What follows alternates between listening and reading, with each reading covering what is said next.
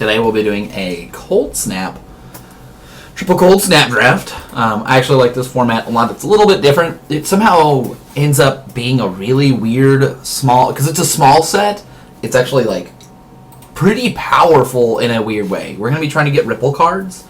The way Ripple works is when you cast a spell, you look at the top X cards where the Ripple is. In this set, Ripple is 4. And you cast all the cards that have the same name.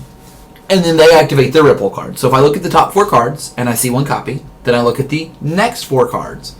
If in the top 4 cards there's 2 copies, I cast both of them and they look at 4 cards and then 4 new cards. And each time the cards go on the bottom of the library. Yep, in any order, I believe. Yeah. Or it might be a random order, but MTGO will handle all that stuff for us. Sure. The interesting thing here is that you can get more than 4 copies of Ripple cards because they're commons. Yep. And it can be quite powerful. Yep, so you basically just try to get all the Ripple cards. Yeah. I mean, there's also Recover, which is when a creature dies, you can pay a cost and return it to your hand. which is great. Which is, yeah, it's very grindy and very fast, depending on what decks you're Yeah, playing. it really makes you leave the mana open so that if a creature dies, you'll get it back, because some of them are pretty powerful.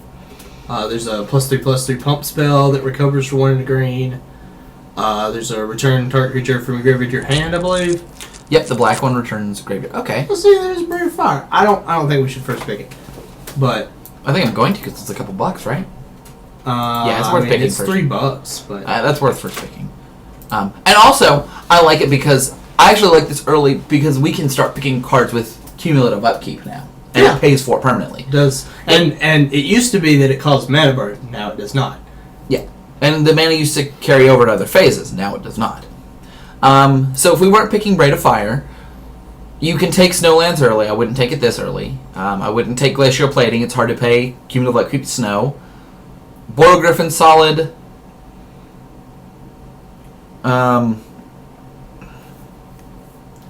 Survivor of the Unseen's okay, but I wouldn't take it that early.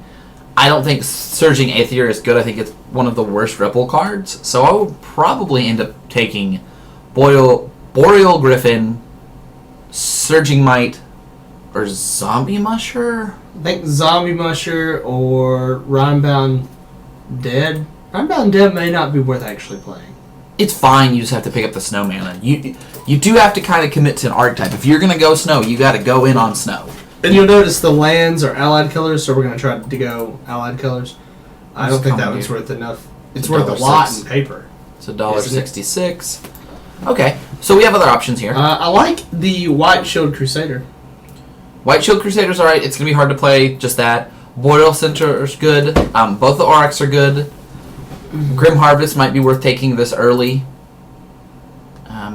Is Rune Snag worth anything? It's not. Yeah, I don't think very many of the cards are worth Okay, so for me, I like Grim Harvest, White Shield Crusader, Boreal Centaur, and that is a very activatable ability. Or we could pick up an Aurochs. Let's see, white and red allied colors? I always forget because I like Boros so much. They're not, but we really don't have to worry about being in allied colors. There's only 1 card for each pair or 2 cards that incentivize allied colors. I like White Shield Crusader more than Grim Harvest because I don't think it'll be taken that highly. It's probably the best black common in this set. Okay. Well, I mean, we can go ahead and take it. But I think I'd rather be aggro. Phyrexian Etchings is okay without being great. So we've got a couple good green cards here, which I like. We can take that Boreal Druid. That'll give us a snow creature and taps for a snow mana. No, that's a colorless. That is not a snow. It is a snow. All snow permanents make snow mana. No, that says colorless. That they changed the symbol. All snow things make snow mana. Oh, okay. I'd forgotten that rule. Okay. So I think good options are we can pick another aggressive card. We can abandon our first pick and go with like a Bull Aurochs, which I think is fine. Especially if we end up in Aurochs.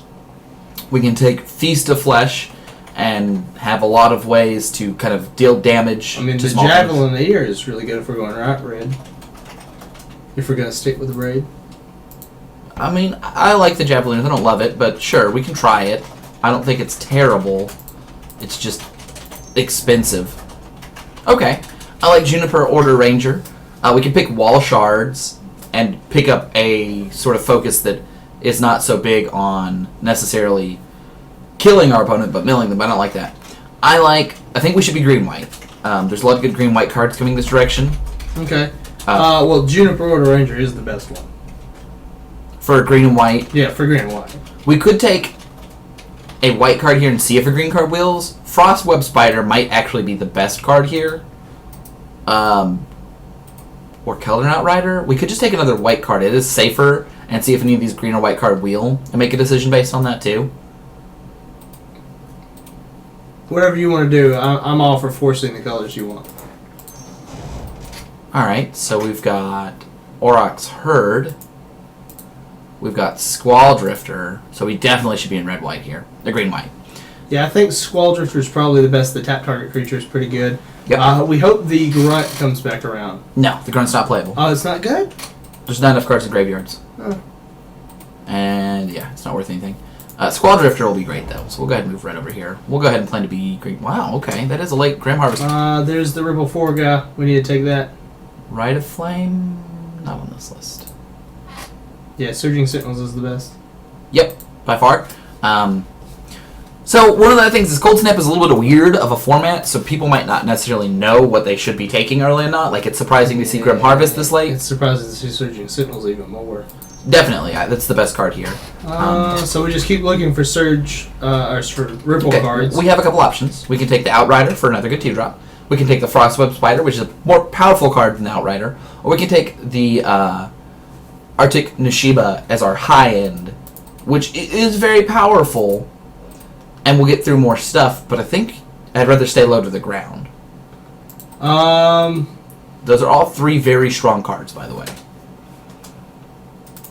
It's up to you. I think it's probably best taking a low drop or the Spider. Either one. Let's start with our first Spider. Wilderness Elemental is pretty good. We're not in those colors though. It's not that great. It's non-basic lands. Our opponent's not going to have to be non-basics. For me, the Gargoyle's solid. If we're really aggressive, we can take the Shackles that prevents blocking. Is that all it does? We can make it and prevents For abilities. snow, it gains Defender. If we're aggressive enough, this is a solid card. You would rather have the Javelineer. The Javelineer is going to be easier to come right by. Yeah. It's good. But, and we've cut like Rite of Fire. Yeah. Okay. Yeah, the Boreal Griffin's probably the best. So we need to try to grab a Now, couple we of could take Snowlands. Ancient Shelter and heavily try to pick up other Guild Shackles. They work very well together. Either one. I don't know if you want that as a 5-drop. The Griffin. It's hard to tell. I'd be interested to try that. We have the spots. Okay, this is great. Yep, that one's good. We need to start picking up some Snowlands. Yeah, we didn't get we didn't get any of them. Another Spider or Destroy Target Enchantment. Which one would you rather have? I'd rather have my second Spider. And a lot of that just comes that the Illusions deck can be very powerful. And the Spider gets a +1 counter whenever it blocks a flyer. So it prevents them from attacking well. And there's some solid flyers in this set. And a 1/3 and a 2/2. I mean, obviously a 2/2 does attack better than a 1/3, but there can be a lot of situations where the extra toughness will matter. The deck is pretty much coming together. Seem to be in the right colors. We might as well take Swift Maneuver. Be dealt. Yeah, that seems fine. It prevents 2 damage, and then this is a set that sort of harkens back to the older sets. This is considered the third part of Ice Age, and there's a lot of at the next upkeep draw a card kind of cards, delay draw effects, which are powerful. Rite of Flame would be worth a lot of money if it weren't banned in Modern. Yeah, and Rite of Flame is the perfect kind of card to hold on to, as many as you can get, because someday they might be unbanned. They just recently unbanned Ancestral Visions, right? Which people wanted, but I don't think they actually expected to happen. Scrying Sheets is probably worth money. It is in paper. Okay, so let's look at the rest of the pack. We're probably picking Scrying Sheets. For me, I think the pick order is Squall Drifter or Squall Drifter is just the best card. probably Scrying Sheets worth about $4. Yeah. I also like it because it's a snow land. If we end up needing, and we do need some amount of snow mana. Simian Brawler, Sound the Call, and Squall Drifter are all great cards. Yeah, we hope Squall Drifter comes back around. All right, I like taking Arctic Flats here. Just because the Snowland lets us activate 1, Yeah. Snowland is good. Get it. 2 of the cards, and it fixes our mana. Let's see here. Surging Might, I think. Hopefully comes back around. We want 1 trick. More bodies. I would really like to get the resize one. Just having enough bodies. I'd like to pick up a couple more Guild Shackles. That's basically our just removal, and just have a bunch of 2-drops. Like I would also want more Surging Sentinels if they come around. Everyone that comes around we should take. I definitely agree with that. So I actually don't mind the Martyr of Sands, but there's probably a better card. We could take the Snow-Covered Plains. Or we could take the Sound of the Call. That one's And pretty that was good. I think that these are the 2 we should consider from. Yeah, Sound the Call's not good until we get 3 of them. Snow-Covered Plains is probably, on average, slightly stronger in our deck if we get more snow abilities. So I think I'd rather take the Snow-Covered Plains because I think we'll have plenty of playables, and I'd rather have more lands. Okay. That seems reasonable. I don't think either one of those cards will come back around, but the land definitely won't come back around. So we the can protection from snow, cumulative upkeep is pretty good. It's okay. There's not that many snow cards. Like if we look at ours, I think we have 2. So for me, I think we should take the Nashiba or the Herd. And the Nashiba's more powerful on its own. This lets you get another Aurochs Herd just when you cast it. Or any Aurochs. So I think I'm going to take the Aurochs because it can get us another card. Okay. It's a worse card on its own, but 1 more Aurochs just makes it way better. Okay, so I think we just take the Steam... Well, I'm never going to run a 1/5, even if it blocks well. I don't think we're playing any of these cards. You want to take Swift Maneuver? We may not play it, but it's in our colors. We already have one. I'm going to take the card that's worth the most. Oh, well, I mean, when they get down to that cheap, then I don't care. It doesn't matter. That's why I'd rather take Swift Maneuver. We already have one. I'd rather take Right Flame. Oh, you don't think we would ever play 2? No. I think we would play 2 over something else. Let's see, what's this one do? When it enters the battlefield, you can remove a counter to prevent 1 damage to it, and it's a 3/3. That's solid. I actually like all 3 of these cards. We could take the Herd, which will give us 2 Herd cards, and they both have Trample, and we can force blockers. We can have a card that prevents some amount of damage to itself and can get bigger over time. So this Herd, does he go get just Herd? Just his He gets name? any Aurochs, and all Aurochs have the ability that all creature type Aurochs get +1/+0 whenever they attack for each other. Okay, we should take the Aurochs then. That's what I said. Let's see here. The Unicorn? Yep. Yeah. Take our Royal Druid. Yeah, Druid's the best. Okay. So I almost wonder if we should take an off-color Snowland. we may end up doing that, but right now we have 3, and once we have 2 more, we'll be fine. Let's see. Wow. We Surging Sentinels was Oh, they're going quickly. well, so they weren't in the last pack. That's the weirdest thing. Well, the person passing to us were giving us white, so. Let's see. Probably another spider or another unicorn? Yeah, I guess we decide here which one we want. I don't think we need the 3rd spider. I think I'd just rather have more Do we want 2 that drops. many 2/2s, though? I guess we... I mean, do we want that many 1/2? I mean, it's really like a toss-up at this point. Yeah, I'd rather just have more 2/2s than 1/3s. I mean, there's only one match that I'm really worried about, and it's the match with the All the illusions? illusions, and you really only need to get out 1 Frostweb Spider. We can probably pick up another one, but the option just to have a ton of 2-mana 2/2 seems great. Yep. Especially supported by our bigger spells we have here. Simian Brawler is a great card. 'Cause it's a 4-mana 3/3, which is fine without being great, but it can attack into 4/4s or 5/5s pretty easily because, you're discarding a very weak resource for it. I'd like to get a really good combat trick, but we just haven't seen it. There's not that many good ones in this set. The +3/+3 is really the only. Yeah, resize is the main one. Most of them aren't instants. The Javelier will help quite a bit. It's an on-board combat trick. Alright, take me another Rite of Flame. So, one of the things I like about Rite of Flame here is that we're taking cards we're never going to play over it. So we're losing nothing by picking it. But what we're doing is we're doing speculating for free. Basically. Like, if they unban this in Modern, how much would that card be? Well, in paper it would be ungodly expensive. Online, who knows? It would create Tier 1 Storm immediately. Yeah, that's why they would never unban it. But we've always thought they wouldn't unban a lot of cards. Okay, so I think we take the Nishiba here. In case we just want to have more high end. I don't think we do. I think I would like to have a much lower end. But if the cards don't come together well, it's nice to have options. Yeah, I think we should take the Swift Maneuver here.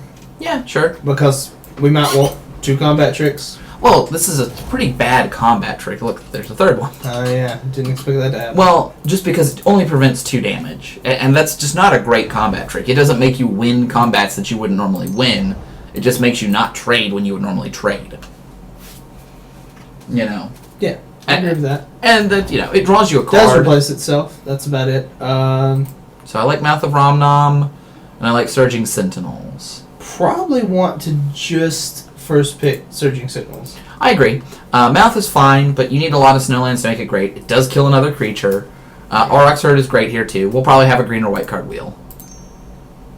And if we can get 1 or 2 more Sentinels, like if there's Sentinels here, and maybe in the next pack, we can be in a position where the Sentinels will Win. fairly regularly be, 4-2 worth of power and toughness for 3 mana. Yeah, hit refresh over there and see if that fixes that window. We didn't get a Surging Signals in this pack.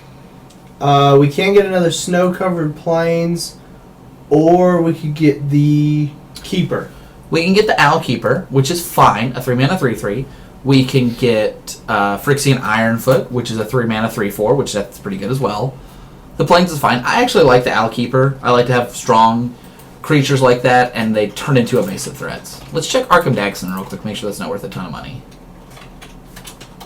Worth $1, but I think that the Owl Keeper is enough better that I'd rather have it. Okay. No Surging Sentinels in this pack either. I like the Herd. I think I'm going to go with the Herd. Having 2 Herds is great. We'll take the Nishiba over here. Not sure what's going on over there. We are streaming and we just can't see ourselves stream.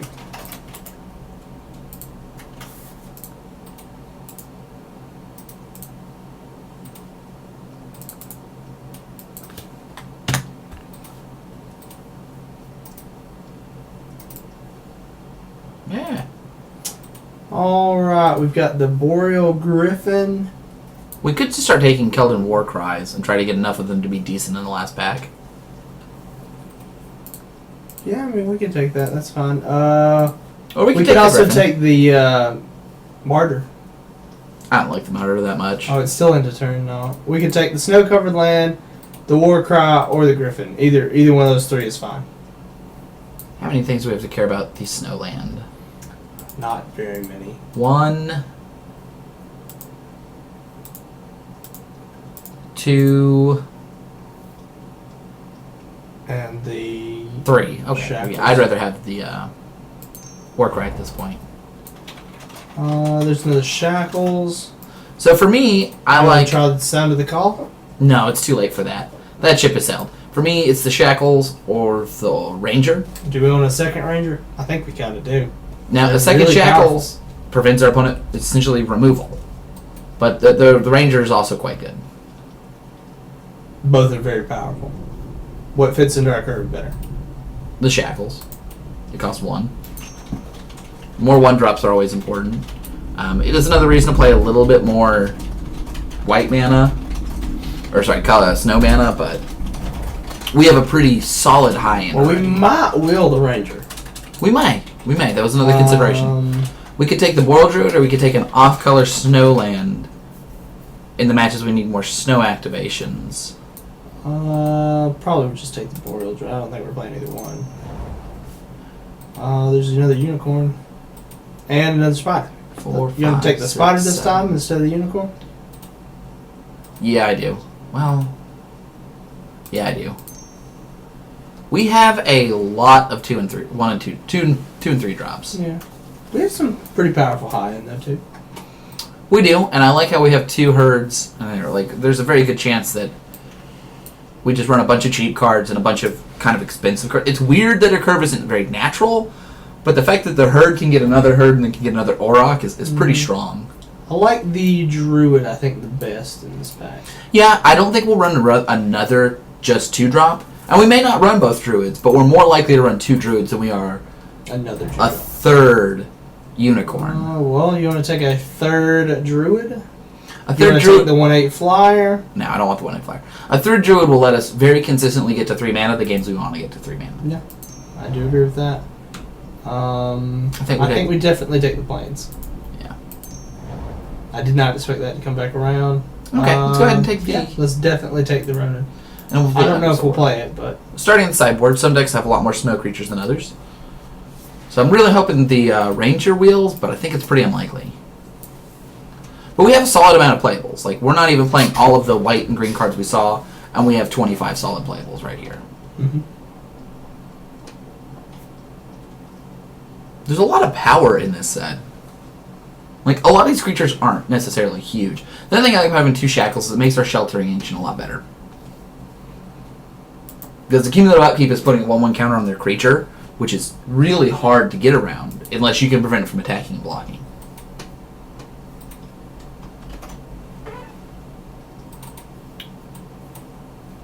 Alright, so...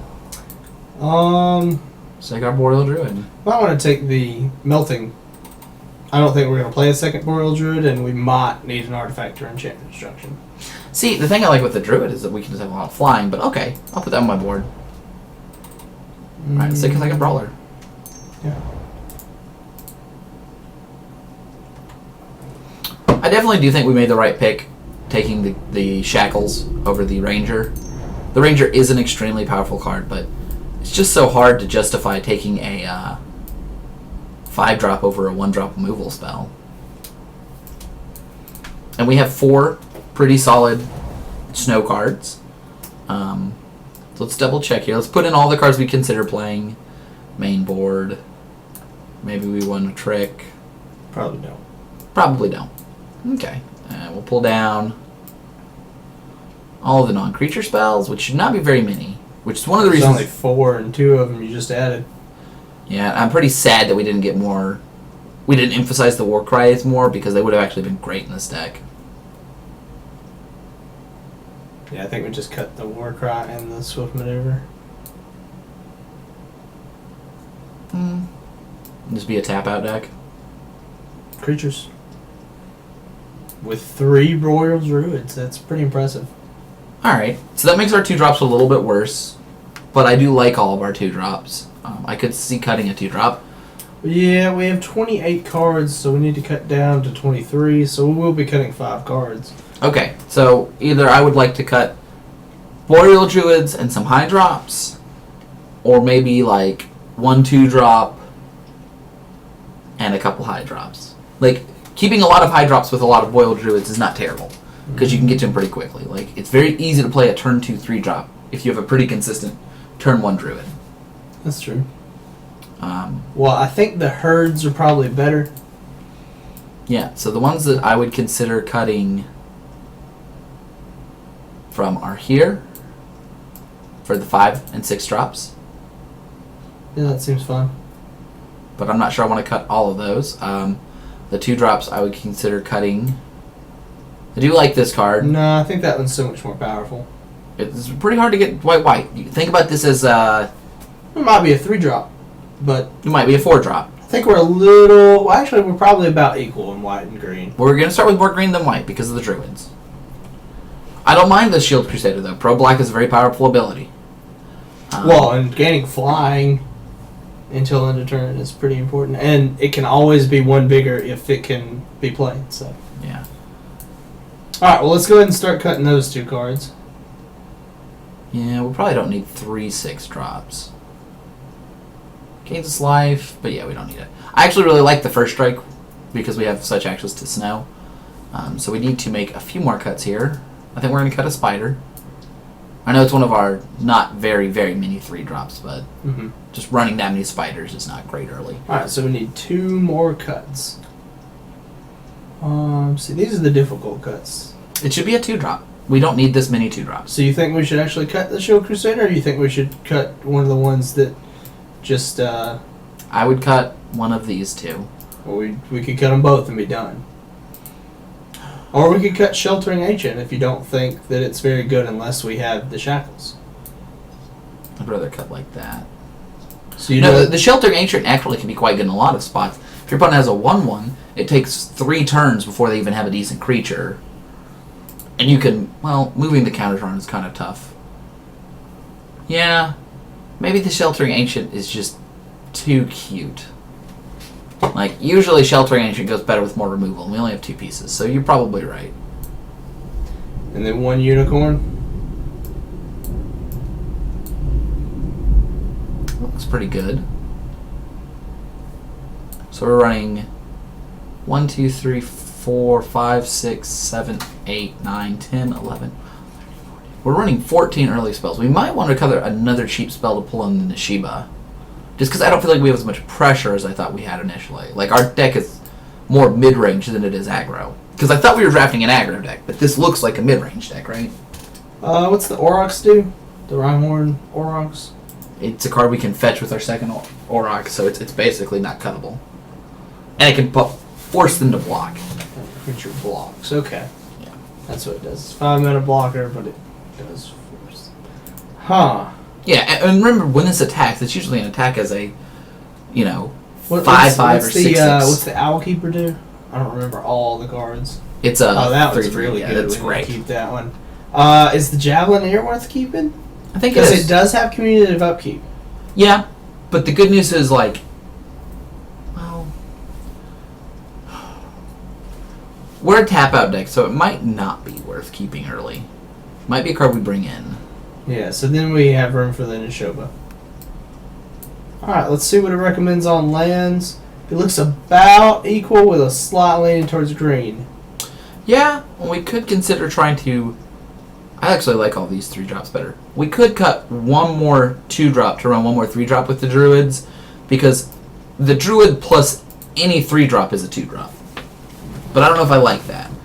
Because the 3-drop we would be bringing in is Frostwood Swiper. I don't think I want a third Spider, so yeah. No, we can always change them. At basic lands. So it's saying 6 and 7. No, that'll be way too many. that's 9 and 7. So let's see. We have 1, 2, 3 white sources. I think we want to go down one more white source. Does that sound right? So this would give us 9 and 8, and I actually like that quite a bit. So we have 1, 2, 3, 4, 5, 6, 7, 8. 9 green sources and 8 white sources, right? 2, 3, 4, 5, 6, 7, 8. Yeah. Which sounds great. We want a little bit more green so that we can drop the Druids early. Yep. Now, the only problem with that is we've got a lot of white cards at the low end, too. So, We have a couple, but we don't have that many. Shield Crusader's the big one. And Surging Sentinels. But we have a solid amount. We might not be able to play for the Owlkeeper for more than like 3 or 4 turns. But once you have like 2 or 3 1/1s flying out of it, it's great. You don't need that many. And we have 4 snow lands and 3 snow sources. now the Scrying Sheets, it can get any snow covered permanent, right? Yeah. So it can get what from our deck? It's got the Centaur. So we got 5. Let's put all the snow cards together. Yeah, so I can show you that. actually there might be a sort feature for that. I don't think there's a sort by snow. There should be. Are any of the high drops snow? Yeah, I think Rhyhorn Aurochs is as well. And Arctic Noshiba might be. It's not. Nope. We've got 10. So that's pretty impressive. Yeah, Scrying Sheets draws us a card about a third of the time. And if it doesn't draw us a card, nothing happens. I mean, So it's still a snow covered. we have a land that draws us cards a third of the card. Like, I would always play that land. Yeah, and it's what we want too. Mm-hmm. So, I mean, most of the cards it gets aren't impressive. well, so the Shackles I think is the most impressive. We've got 2 Shackles. The Aurochs is fine because it attacks as a 4/3 and it can do interesting things. And you know, a 3/2 flying first striker. And then we've got 3 OK cards and then Mana sources. mana sources. All right, let's give it a go. This actually looks pretty nice. I like how we can shift too. We can become more aggressive or more defensive depending on the matchup. Yeah, it seems like we were in the right colors. Yeah, I thought we were in the right colors after we just started seeing certain green and white cards keep coming around.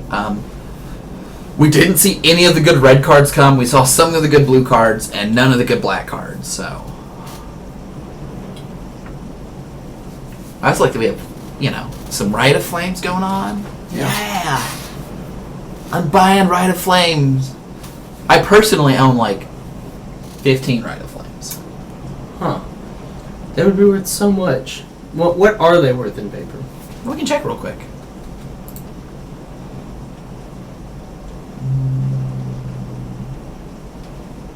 Probably doing this wrong. I should have just gotten a paper.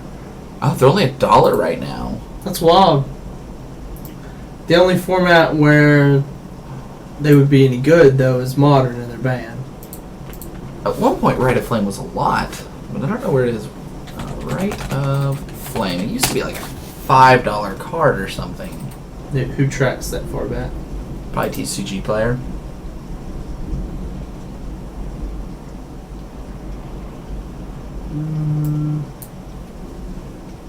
Not according to this. Your match has started. Yep. Would you like to play first? I believe we would. Yeah, we have enough creatures that I think I would. That's a great keep. That is a great keep. You can tell because I have a 1-drop. And a 6-drop. So we're going to play the turn 2 1-drop unless we draw something odd. Okay, so they're playing green-white as well. Wait. We can actually play a 1-drop and a 2-drop if you do it right. Yeah, I just rather play Surging Sentinels. Nope. Look at cards. Put the cards on the bottom of your library and click the order you want them. Yep. Alright, so you should have clicked them in the reverse order, right? Yes, actually. Okay, so. The good news is it won't matter. Well, no, it will not matter. We will shuffle our deck before then. Alright, so play the snow-covered plains. There are things that affect snow stuff poorly, so no, not yet. Okay, well, you can play both of those creatures, so. Attack with both. Yep. So the nice part about the Surging Sentinels is that you would normally just play a 3-mana 2/1 first strike. That's like a fine card. Well, next turn we can play a 6/6. And we will. So that's important. We're the beatdown. The snow beatdown. And online, you can't accidentally forget to pay your upkeep because it's going to tell us every turn. It will, and we will be tapped out for at least 4 turns for it. No, we'll just be tapped out until we win, I believe.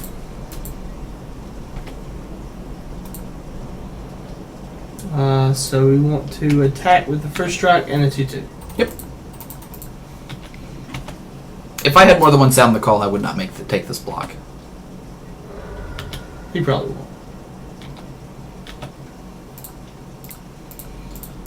Ain't no mana like snow mana. Alright. So next turn we can play our 2/2 and pay our upkeep with our white mana. Yeah. I'm really tempted to run the Warcry just because of the Boral Druids we have. I think I might end up boarding it in. Because it lets our 1/1s attack as 2/2s. Hey, look, they have 3/3s now. Yeah.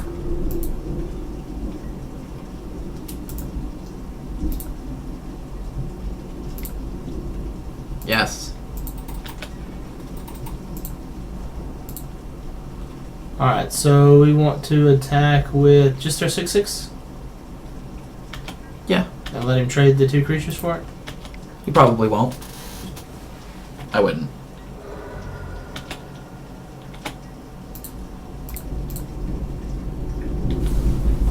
But the good news is But he can't attack. No. Next turn he'll probably either play another one. If he plays another sound, like I'll hope in a good spot. But How will he be in a good spot? because he would have 3 4/4s. I don't think that's enough. Why not? Let's go ahead and click. Yeah, there you go. Discard land, blah blah. We definitely should play that. So do we attack with everything here except for 1 creature? He blocks. So he'll. block one thing with this, so jump something. It's hard to do the math on this. So he's going to have to block the 6, I believe. So that'll take at least 2 of his blockers. Right. So if I were him, I'd put the 4/4 and a 3/3 in front of that, and then he'll get to eat a 2/2, and no, he won't get to eat a 2/2 because he'll get to eat this guy. Okay, well, you maybe have to. Full attack, except for the 1 boreal druid.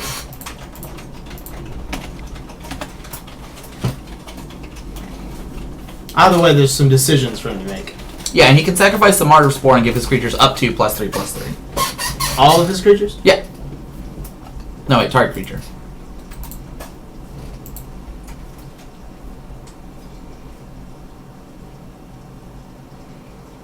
So he did what I thought he would do. But he might be changing that around. Which of these do you think we'd rather kill? What's the 4/4 do? What's its text? Nothing important. Gains control of all non-token creatures they control. I think you'd rather kill the 4/4, right? Yep. Of course, that may backfire if he plays another. Sound the call. I don't think it's going to matter that much. I'm going to assign damage like that. And then we'll play our Brawler. Shot Kala. Alright. I actually would have taken that position to get rid of the Outrider, because next turn if we draw a land, we can attack with a 2/2 and a 3/3. Oh, that card's a problem. So we'll get through for 1 if we attack. We won't get through much at all. Yeah, we'll get through for 1. Might as well play it. No, we should hold it so that in case we get the other, not just to show combat tricks, but if we get the, oh god, what's he called?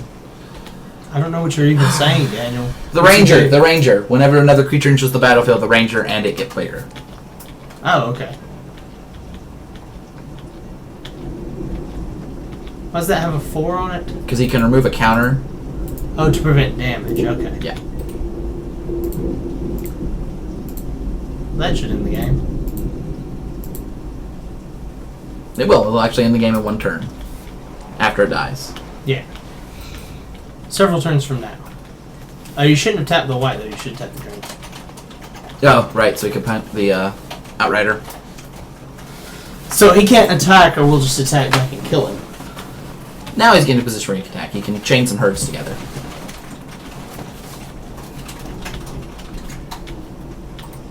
Yeah. He's going to play Oryx Herd into Oryx Herd.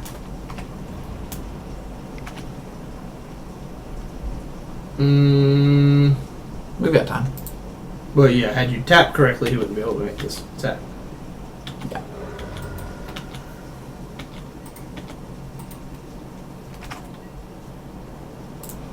Always yield. Pay a white. Yes, I will. 3, 4. Okay. Oh, wow. That's unfortunate. Yep.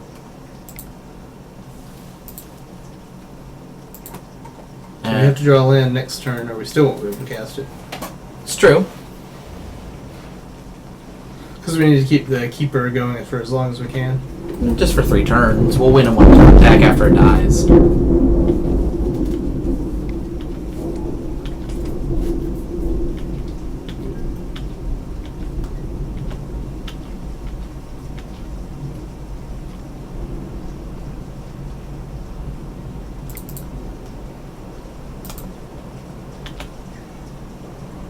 Would you land?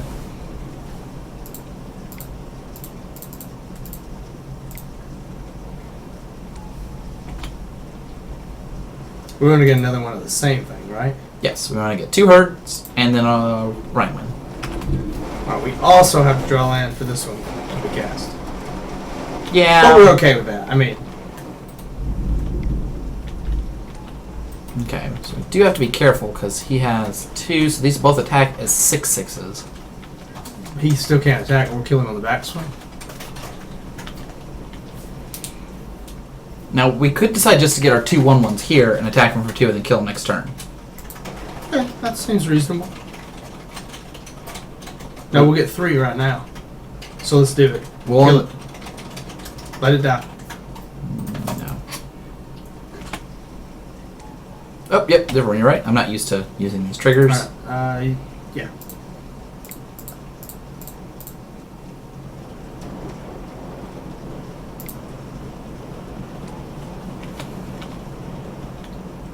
Yeah, sure. Okay. And then I guess we could have left open a snow land and a boil druid, but... Well, so now we can block with something like an elf and put it back on top if we wanted to, but we're not going to do that. We can't put it back on... Oh, we can't. Never mind. Yeah. We can block with something else that's snow, but we don't have anything else that's snow. It looks at the top card of your library. Oh, I thought it put something back on top. No. It just looks at the top card of your library, and you just... Oh, I was thinking... What's the one I'm thinking of? You're thinking of the artifact. Yeah. Okay. Alright, so I think I like the war cry. Why do you like the war cry? Because there's a lot of creature stalls. We can make our guys bigger. I agree. I just want you to tell everybody. And I think I don't like the Frostweb Spider. Because I didn't see any flyers. And it's just a 1/3. I think that's it. Seems fun. The Boreal Druids are really nice. They were. I'm actually very happy to have several of them. It's very rare that you get 3 relevant mana elves.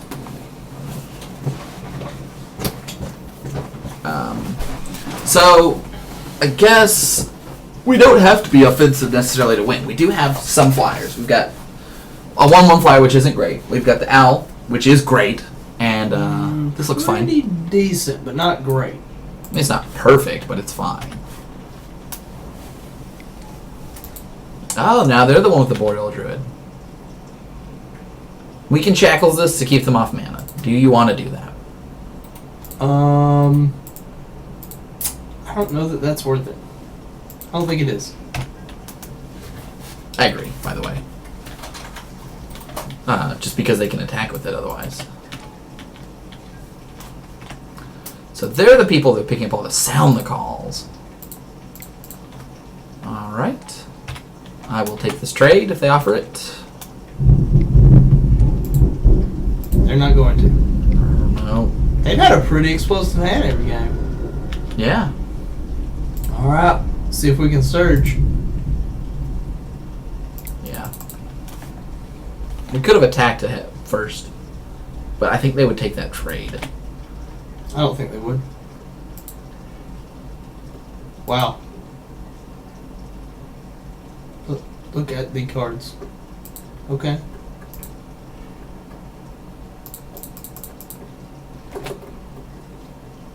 Make them think we have another one. Haha. Alright, so put the druids first. It doesn't matter. We're going to shuffle with the Aurochs before anything matters. Alright, so the good news is we got real lucky, and Super lucky. now we can block, and he can't attack. Which is what we needed.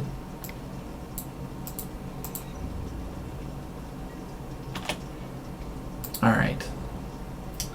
So We can attack here for and then 6, but the surge. but the swing And back the is cry? just too big. So you should attack with the 2/2 and pump it once if he blocks. That's a good trade. But then we will not have access to the surge. So what now? We won't have Because access you to played the wrong land? because we don't have any other snow lands. What are you saying?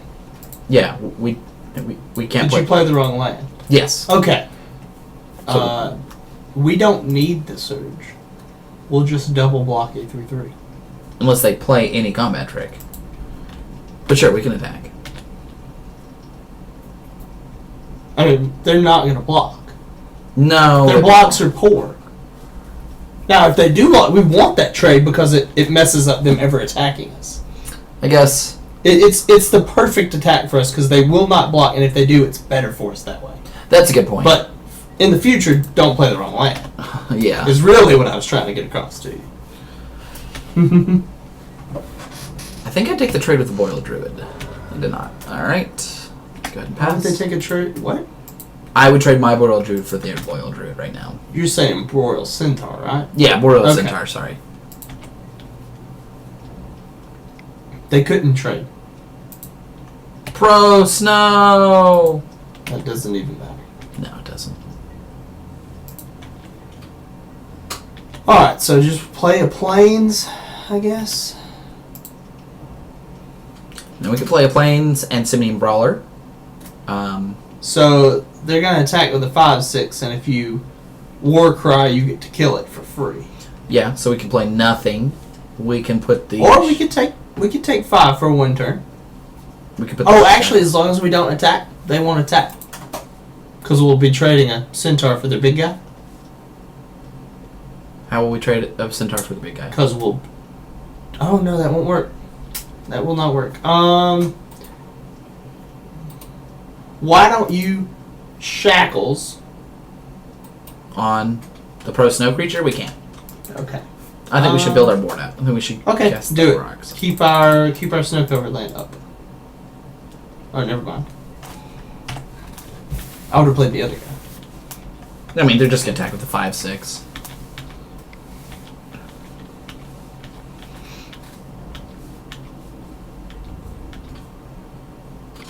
So we're gonna take this one. Yep.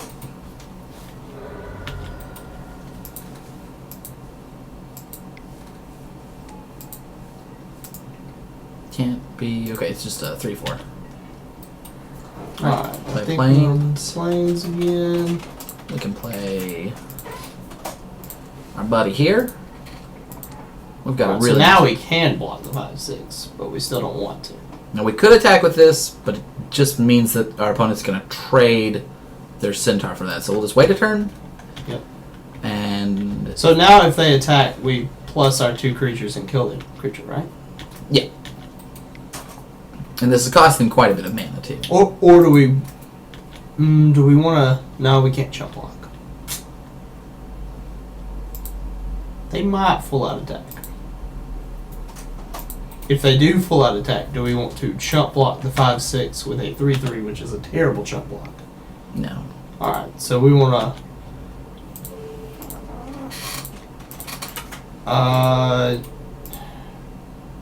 Okay, so you lose the... Nope, he's a first strike. If he has a way to pump his guy, we will kill his guy and lose 2 guys. Okay.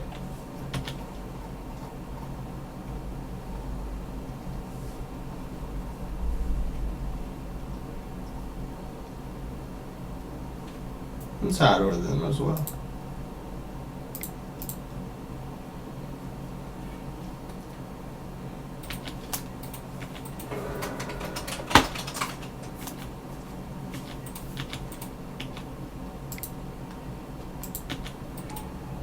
Ooh. Dangerous. Alright, so we definitely want to play the 3/2. Yeah. 3/3. I think we go ahead and lock down one of the 4/4s. Okay, just don't tap our snow cover to do it.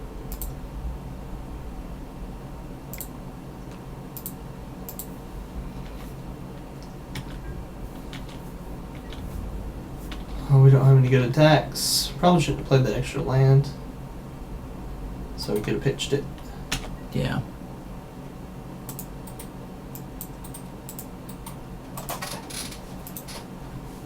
Pay one. Oh, snow sorry. cover. I didn't see that I could pay it right then.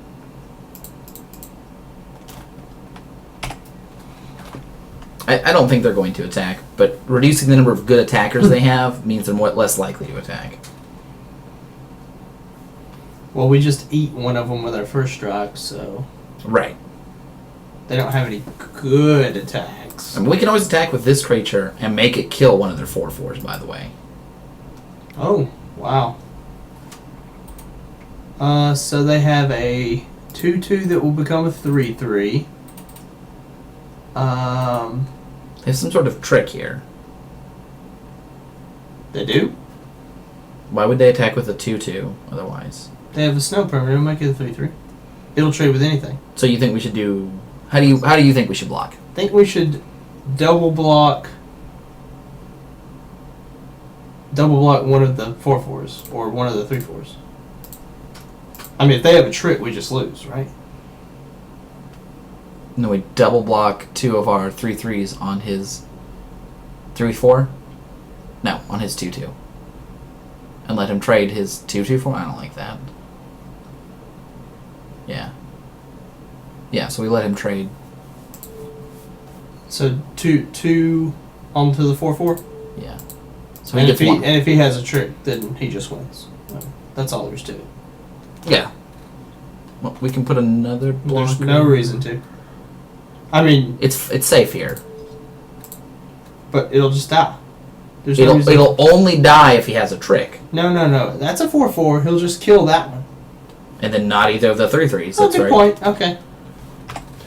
I mean, he probably has a trick. That's what this. I mean, is if he has a trick, he wins. Probably. He could be representing a trick because he doesn't think it's going to get better. That is also the case. Like, you could make this attack assuming that if things... Okay. Yeah, he didn't have a So trick. he didn't have a trick. He just wanted to see if we'd call a bluff. Oh, it's always yield. Pay a white. Yes, I will.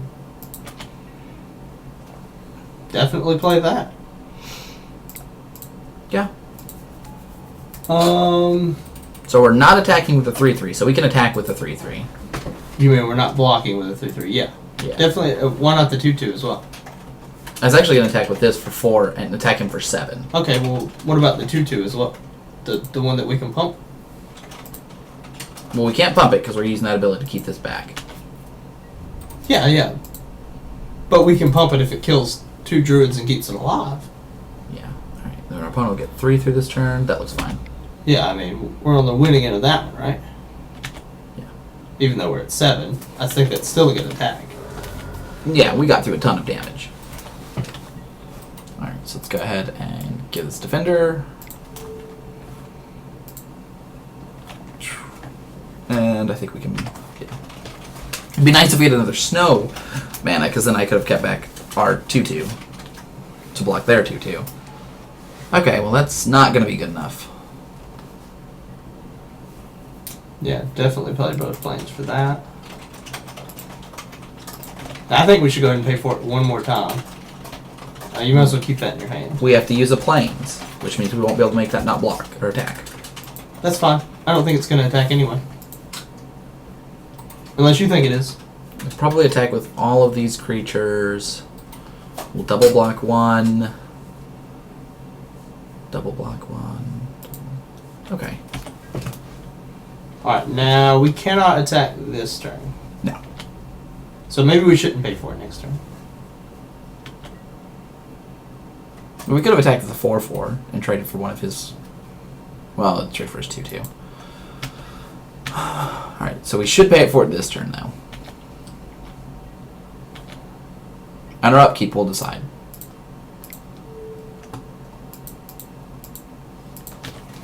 I think 3 1/1 flyers might be enough to end the game. I think taking a chance on 4 is probably not. I Yeah. agree. We could draw another snow covered though. No. Okay, so definitely play the herd. Do we play the force? I think we play the force as well, so we can have extra toughness to block with. Yeah. We go get another herd, right? Yep.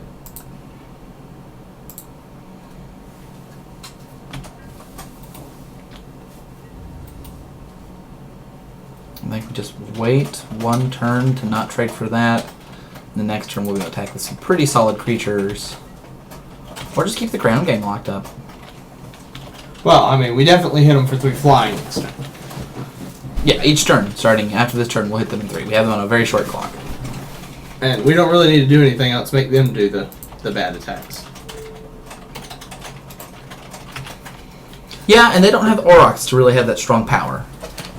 I do think we would have definitely lost this game if we didn't get lucky and hit that second Surging Sentinels. I think we just play the Aurochs and hit him for 3, right? Oh, or do we play the jump creature? We play the jump creature. Yeah. Because he jumps. It cuts the Let's attack first. It cuts the... Cuts the turns down to not very many. It takes 1 turn off the clock, which is a big deal. Although the Aura Does it Sword make might him also... the next attack kills him? No. 3, 6... Oh, no. It's 1 shy of killing him the next turn. Well, if we get planes, it'll work. Nope. We need 2 planes. Oh, well, never mind. I shouldn't have played that then.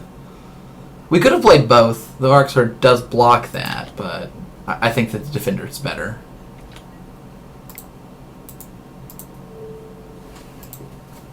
Yep, okay. We did it! Beatdown! Brad's favorite. Yep. Beatdown's really good in this It's one. kind of mid-range. Yeah, but you're right. But there's just... There is enough good beatdown cards, but obviously that other person was in green-white. If we were the only green-white player, we might have been able to get enough. I do think that green-white is the best beatdown color. Red-white is also pretty solid. But like, if you have the ability to have the ripple cards and the sounding cards and a bunch of 2-drops, your deck can be pretty sick.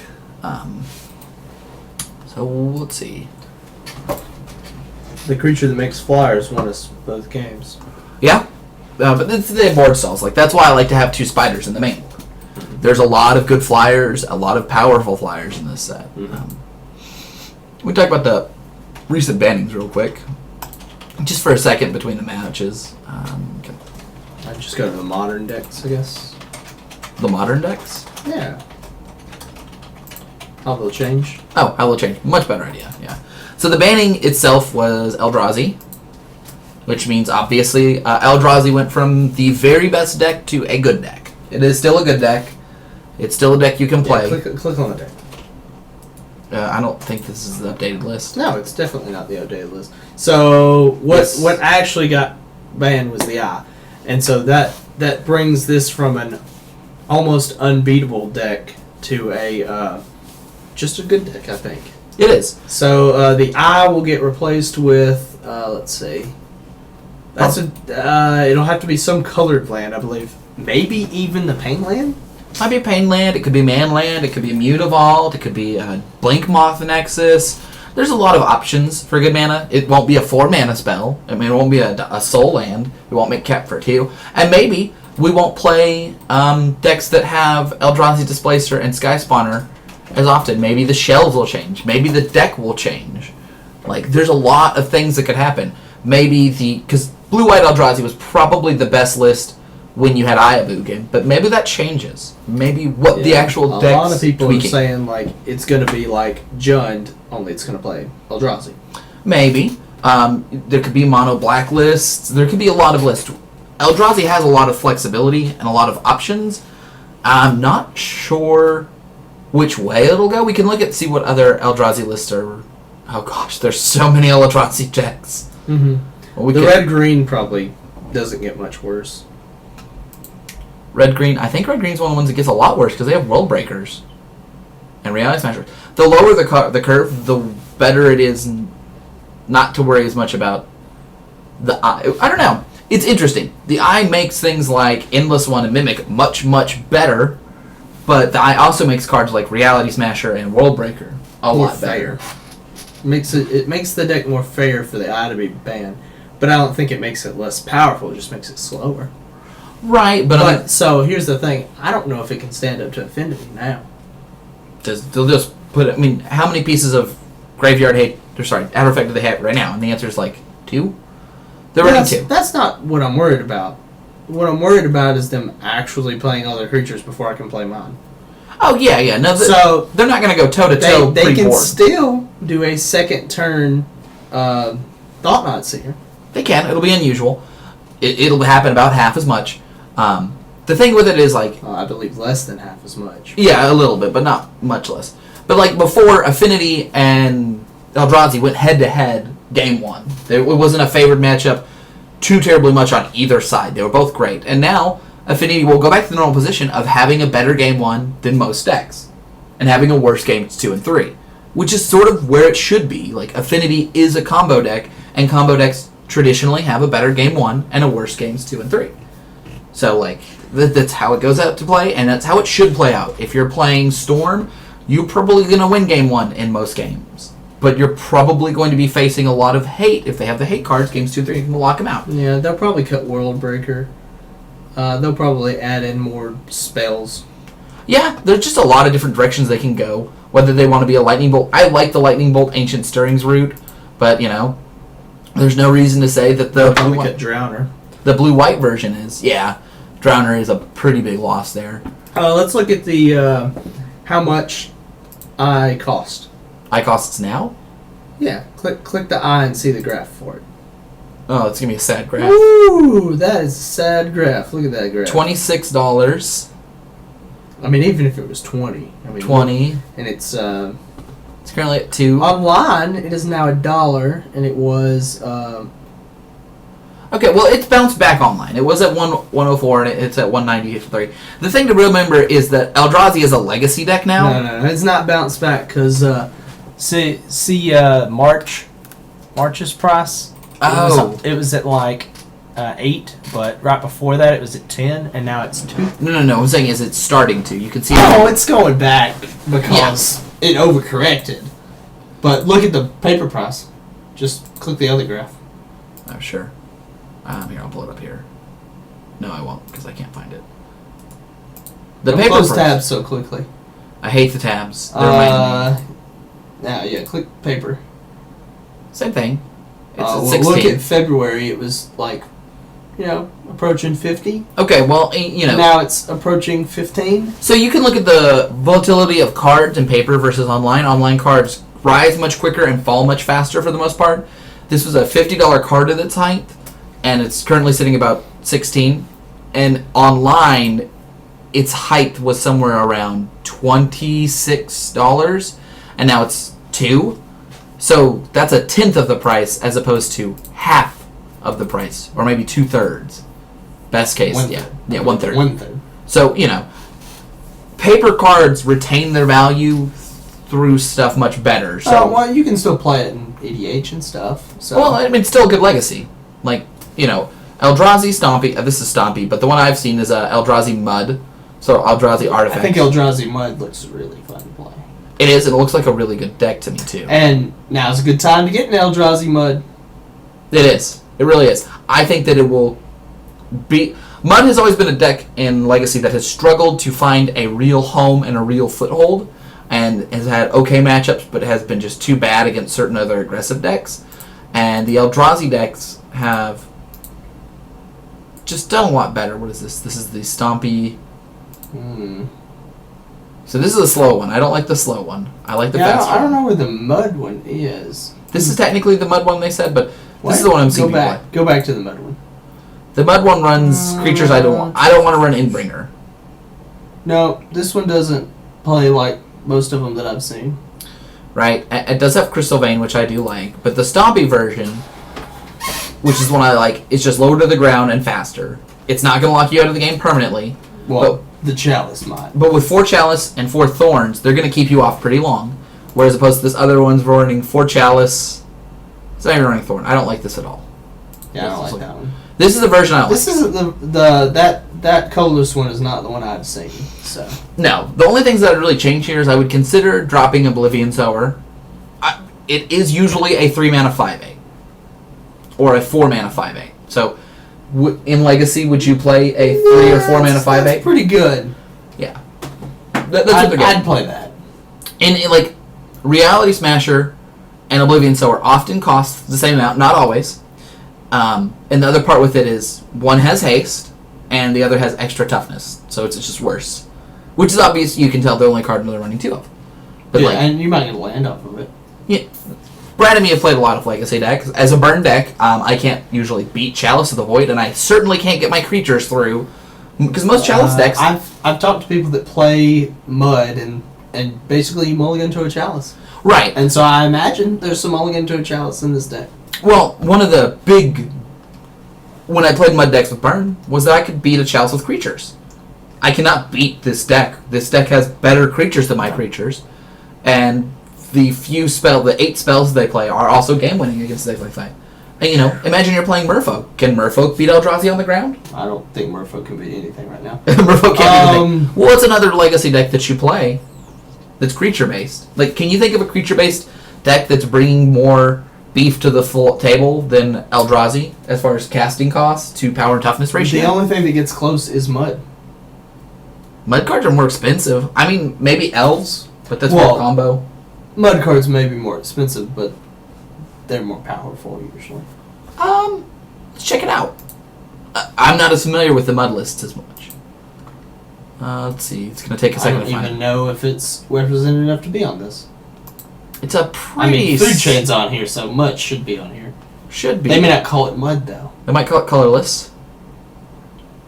Do we see it anywhere? Do you see colorless? I'm not seeing it. Not seeing it at all. It's not You Grindstone. might have to Google Mud list. Uh, I have a friend that plays it, but I don't know his exact list. Nick fits a deck that does a little So- more attacking. Yeah. That is really weird that they don't have that.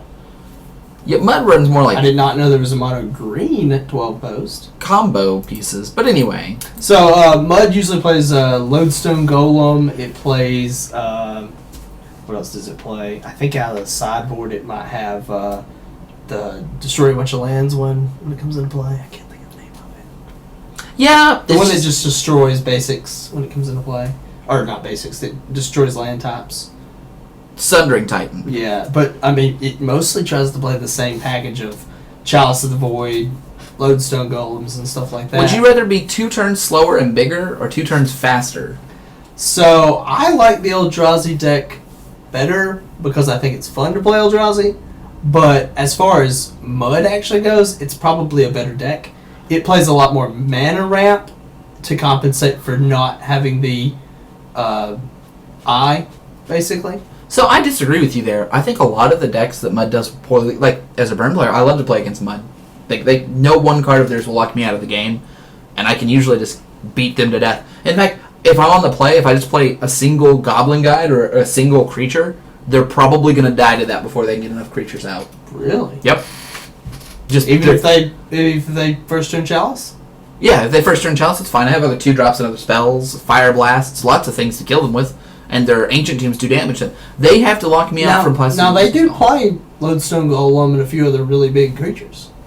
That's not usually a problem, because the creatures usually come out after their lock pieces.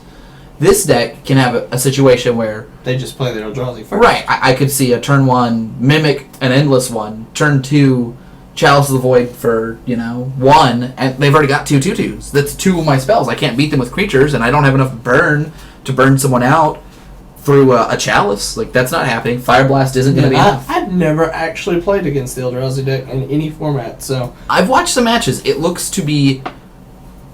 It's almost just an aggro control deck. It's probably the best way to put it.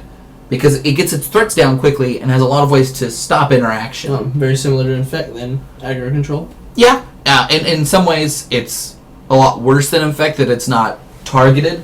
It's very broad. But in other ones, like if you're the Infect deck, your creatures are well suited against this, and only that 4 of your creatures don't get through it well.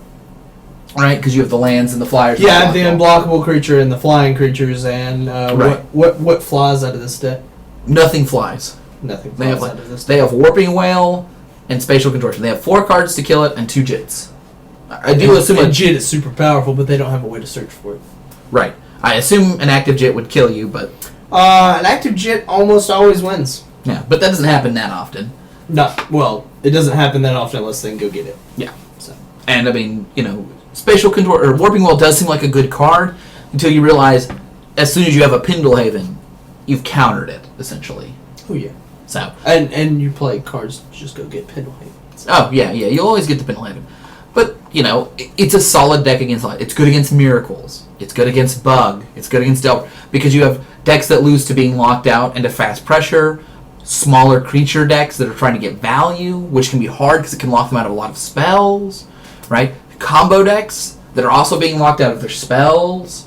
Decks that rely on cheap spells and creatures.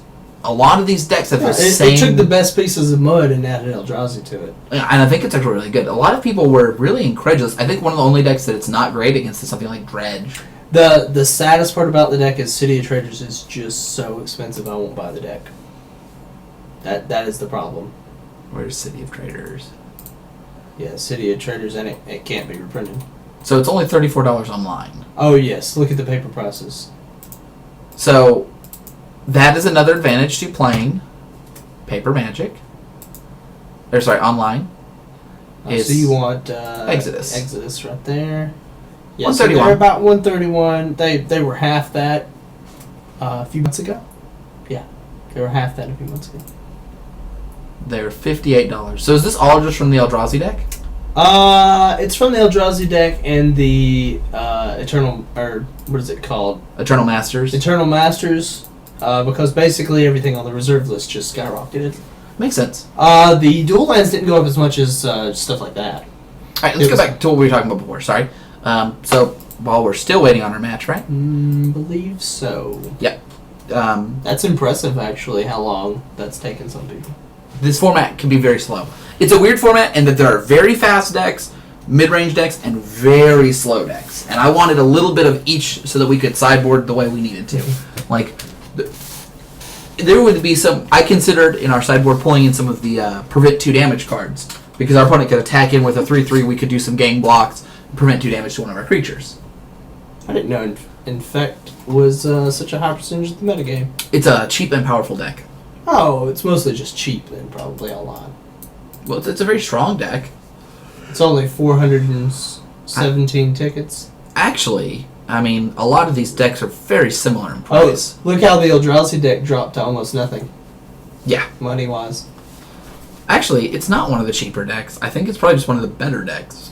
I would say as far as good to cheap goes, I would rather play Infect or Affinity or... Well, we can look at the... And, I mean, those Eldrazi decks were expensive up until just recently. I don't think Living End is a terrible deck. I think it's a fine deck to play. I don't think it's a deck you want to play. I don't think it's a deck you want to play. Well, I like the deck personally, but do you not think it's good in Modern? Well, right now? I've played it before, not in a tournament, and it seems like a fun deck to play. It doesn't seem like a super consistent deck to win with. You definitely have to be willing to play the deck and understand it. It's a combo deck. Yeah, I think it's improved a lot with Eldrazi getting worse. In paper, full main rages are stupid expensive, so I definitely wouldn't play it in paper. Well, yeah, well, it's about triple. It's about right. Full minute mages are pretty expensive online as well. Oh yeah, so I mean, look at the rest of the deck. It's almost nothing.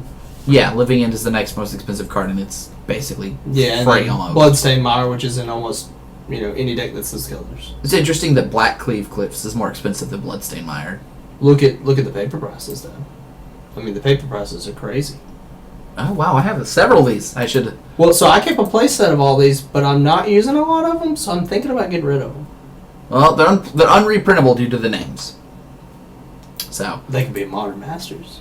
they could be. I mean, they could be in supplementary product. They can reprint them in some way if they want to. They can, but it's not usually the kind of thing they want to reprint in supplementary product, just because it's not an essential card to play sets.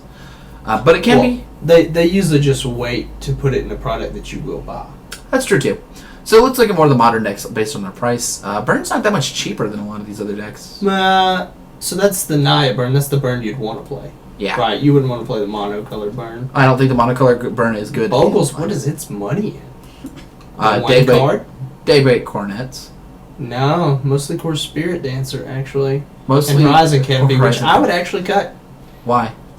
There's no reason to spend $120 on that card. Oh, okay. You just think from a price point. Well, for online. I'll keep this. I've actually gotten rid of my paper copies because they were $70-something a piece. A piece, Daniel. They were literally more than the dual land of the same colors. More than the dual... Can I say that one more time? More than the dual land of the same colors. That's pretty crazy. They were more than Savannah's. What other decks run that card? There's a few decks. Some people splash green to put it in random legacy decks. Alright, so we'll start off with our 1/1. We're just going to play... now, do we want to play the owl early? I don't think we want to play the owl early unless you draw another plains on this next turn. I agree with that. Those 2 turns to draw another plane. Though I think we would actually want to skip the owl keeper and go ahead and play a brawler. Like, just not play a creature. Because we're going to take, 1 damage. And it's totally worth it not to play the owl keeper here. So the Owl Keeper works great with the Ranger, in that the Ranger will grow by the number of owls we get, and the owls will become 2/2s. That's wonderful. That's another reason to hold it. Yeah. The Ranger will probably die, if they have a way to kill it. Alright, well the good news is we have 2 4/4s. If we draw any snowland, we can start using the scrying sheets to try to get more mana sources. But we really want to get out this Ranger next turn, if at all possible.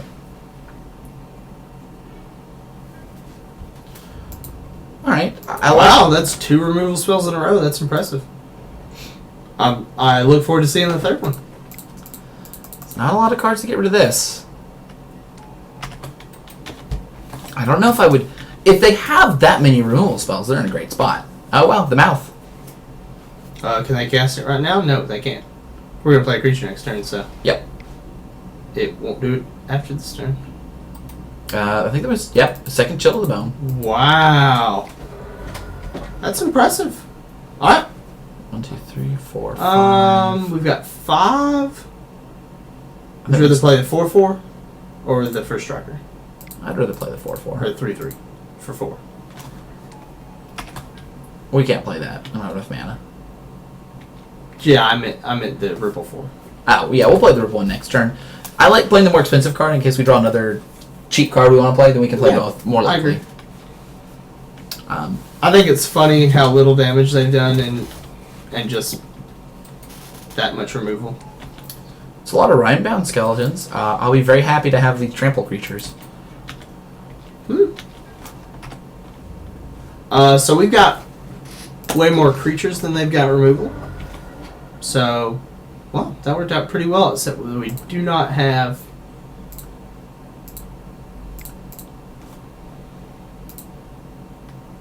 Yeah, I'd really wish we did draw some sort of snowland. Instead, I'm going to go with the scrying sheets, because just being able to use the scrying sheets would have really made our mana more efficient.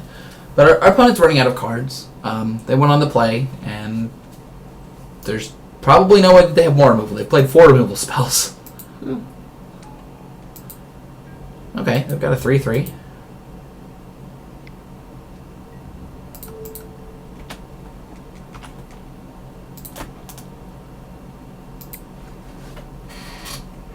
This regenerate. Yep. Alright, play them both. Yeah.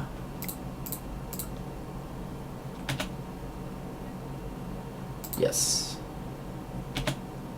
Alright, so put the forest plains snow covered. I mean, I guess it doesn't matter. We're shuffling. That's a good point.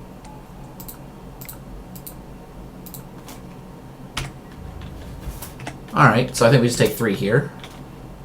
What do you mean? He can You don't think we double block? triple block? 2/2 plus a 2/2 to kill a 3/3? Does it have an ability I don't know about? He draws 2 cards when it becomes blocked. Oh. Per creature? No, I think we should just triple block. Do you think we should triple block? Really? Mouth of Ramnam will kill one of our creatures. Like, he'll just pay 5 and kill one of our creatures. So if we double block, then he just draws 2 cards and we lose a card. Oh, I'm saying we shouldn't just take it? Yeah, go ahead and triple block. That's fine. Well, we can just wait till next turn and play Oryxerd, actually. Well, so then it'll take the route. Mouth of Ronan. That's fine. Well, I mean, go ahead and triple block if you want to triple block. That's fine. What is that day? Can't attack unless defending controls Snowland. When you control no Snowlands, sacrifice it. Okay. That's not the best. No, I was really hoping we were going to draw a snow permanent.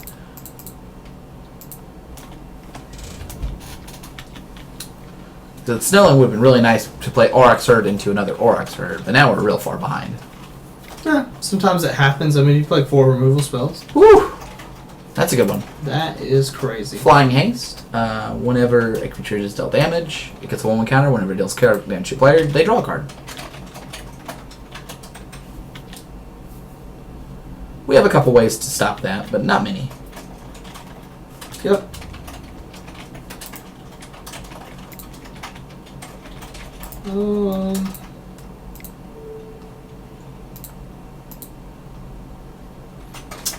Alright, so we want to block the 3/3 on the 3/3. Yeah. And then we want to chump block the other creature with not the first strike, right? I think we just want to kill the 5/6. Okay. With what? We can use the druid, Then we have to draw a land or we're out of this game. or we can block with the owl keeper. And get nothing for it. We can't take 5. Well, that's why I said we probably should just chump block. Right? No, we. Alright, well then triple block it, but leave the druid up. Yeah, that's what I was thinking. I mean, that is not something you expect. I mean, our opponent knows that we're dead in another turn, and they. Oh yeah, I mean, 4 removal spells like that's pretty impressive.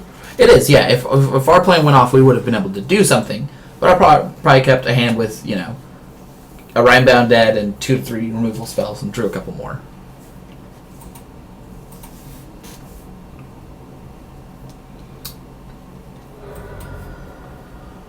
Oh.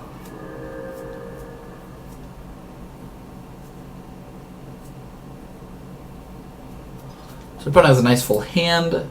If we have a way to answer... Okay, well, we have one more turn.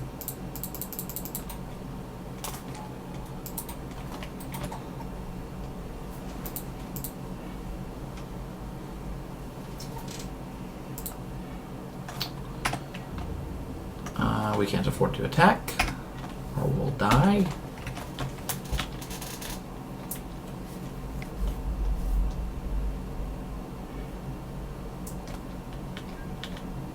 Okay, we're dead. We're dead? Our opponent's going to sacrifice the mouth to kill one of our blockers. Oh, well, go to blocks. Alright, he didn't, so we didn't die. I mean, we die next turn, but... Yeah. We might draw it. Draw what? The thing that makes his creature defender. How does that help? We're still dead. Are we? Can the Ronin do it to us? He'll have 2 1/1s.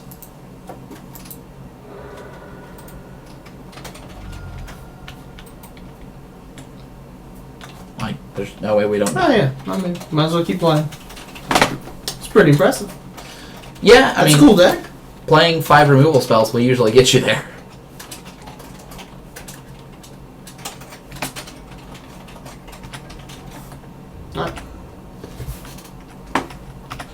Okay. So, I mean, we're not really running any tricks, so I think we're fine where we're at. Yep. We don't have anything for that vampire except the 1 card. Yeah, it's That's not it. That's all we super got. great. We could run swift maneuvers to try to save things from screds, but I don't really like that. Nope. I think we just run it back. I mean, you can make the deck more aggressive, but I think it was just fine. We could run more big creatures. I don't know if I like that either. No, I think it's fine. We could take out a more expensive card for a cheaper card, like Nishiba. But No, I think we just leave it. the It's Hulk fine. is the only card that's even close. I think we've got a decent deck. I mean, 4 removal spells, there's not much way to win through that. 5/5 trample. We might want to pull in the Sheltering Ancient. No, we don't, because we make one of their creatures bigger and then they use a removal spell and we just help them. Yeah. We would like to play first. And we'd like to keep. So we've got a turn 1 play. We'll actually probably just play the Frostweb Spider or the Boral Druid, and then the Owlkeeper and the Griffin a little bit later. Yep. Alright. So then, I actually like starting with the Druid and hitting for 2. Hitting for 1, but yeah.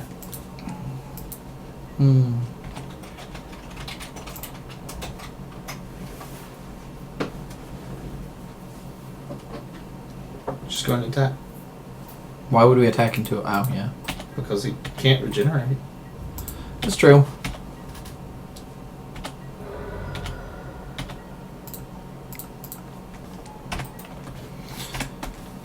Alright, so if we don't draw anything, then we obviously play The spider. Spider. We've got a Scred. I think he's playing the Rime-Bound Deads because they're snow. They work well with the Screds. I mean, they're not terrible creatures. Yep, go ahead and play the 1/3.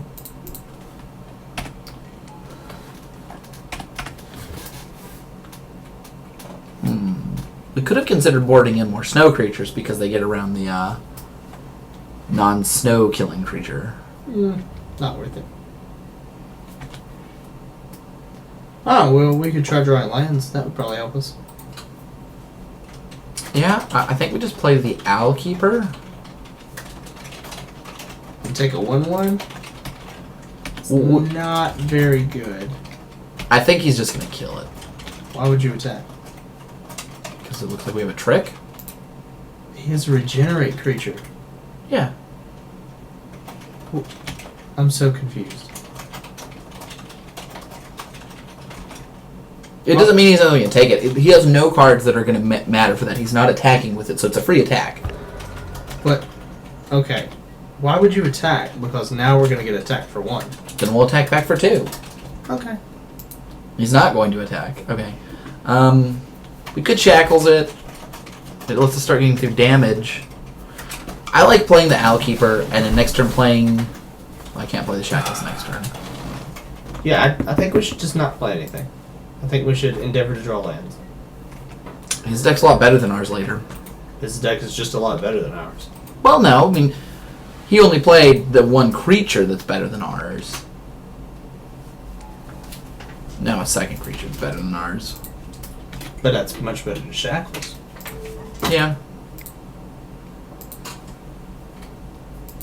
We can attack for 2. We can't attack for 2 because he would just trade. I would trade my Rime Wind Dead at this point for a Boil Druid because we've missed how many land drops? A lot. Yeah. So I don't think it's right to trade or to attack there because I would have taken that trade. Be sure you give it defender. Oh, I just didn't attack with it. Okay. Okay, well here we go. Now we can cast something at least. You think he knows we don't have a land in hand? Probably. Probably. He doesn't have a good attack.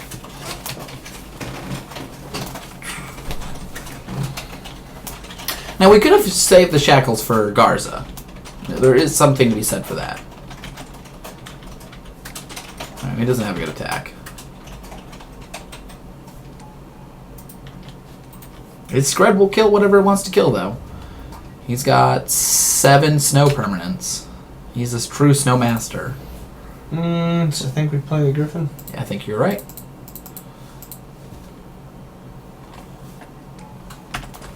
I also just would rather him kill the Griffin than our Owl Keeper.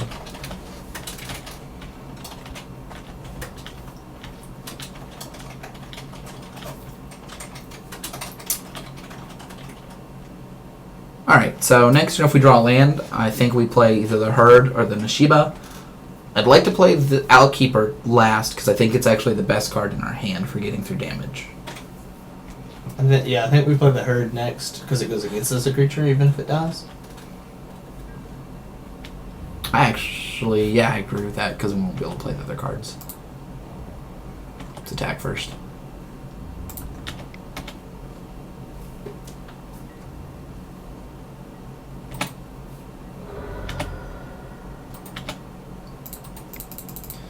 Alright, so this isn't turning out terribly yet.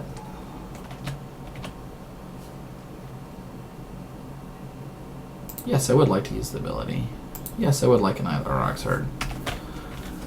Because next turn we can start attacking with a 5/4 trample. It'll be a 6/4, won't it? Well, now it'll be a 5/4. Yeah.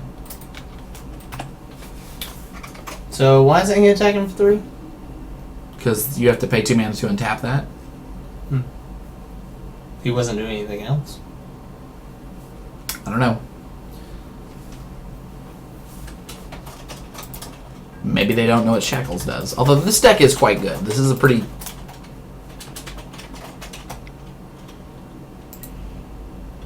We just block the a 2/2. Yeah, if you get a combat trick, you get a combat trick. I just wanted to do one, I guess.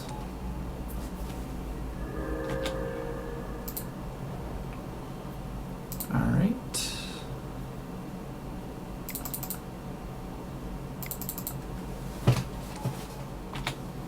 Play the herd. Use its ability. Attack 3. Good attack with the 1/3, but I don't really like that. Because it'll just regenerate.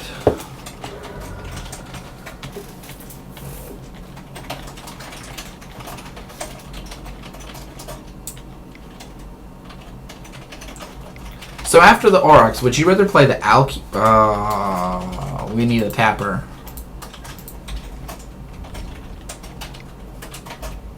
Let's go with clock. Yep, take 5.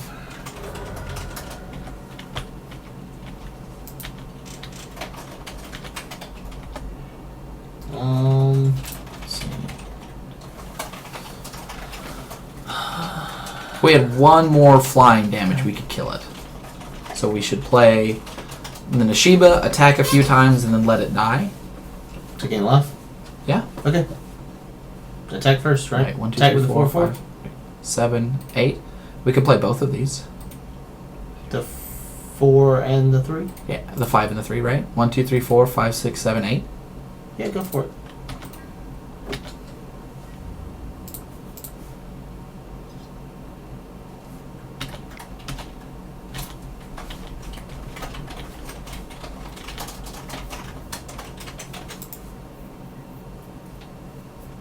Did he not get the ability? It's each other one.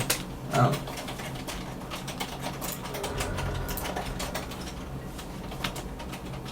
I wonder what they have in their hand. They don't have any mana, that's for sure.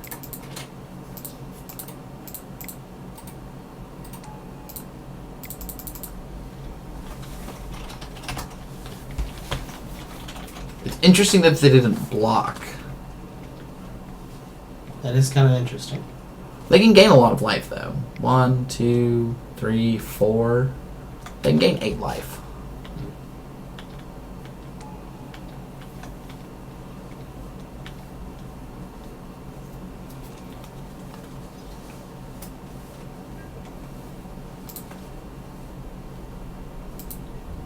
So we just let the thing die now? No. We have mana to pay for it. Okay, pay for it.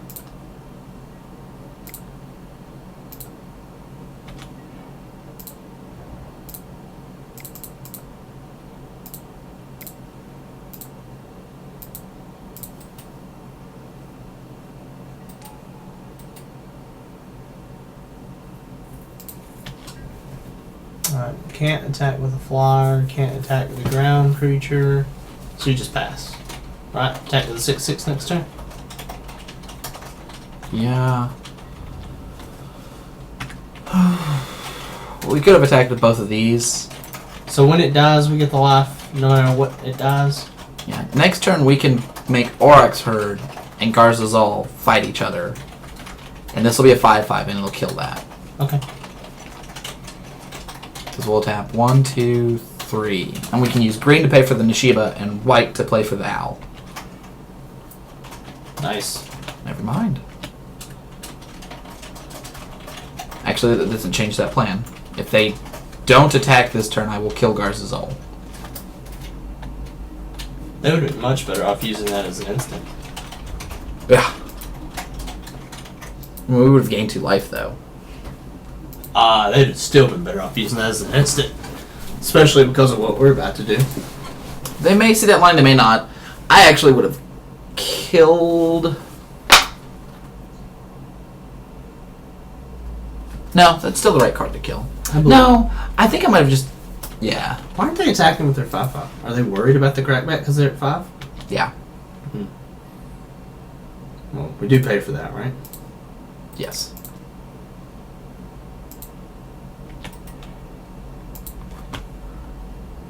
So that definitely is going to work. Yeah. We attack with both. Okay. I mean, it only doesn't work out Select the target. Okay, so you gotta, yeah.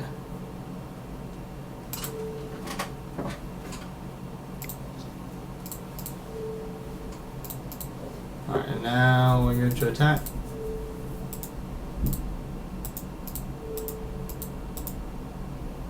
Alright, pay us no.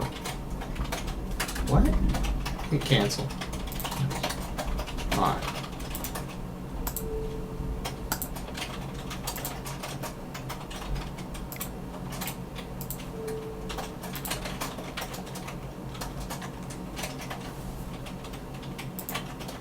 I hope that's right. Target creature blocks target creature available. Okay. Alright, so flyer as well. Wait. Yeah. No, we should keep the flyer back so we don't die in the crackback. No.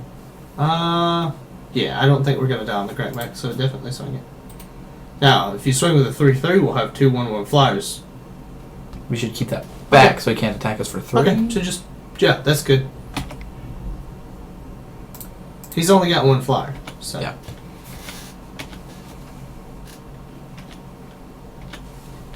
If he has a removal spell, this works out terribly. Oh well, yeah. But I don't think he has one. No, I don't think he does either. Check that, Garzazal. Oh, that's only when it becomes blocked. So I think you want to kill the sacrifice creature, the one that lets him gain 2 life. Okay. I don't think he's properly evaluating that card because he should cap it, right? Yeah. I think he just gave us this game. I do too. Because if he attacks, we'll have 2/1/1s.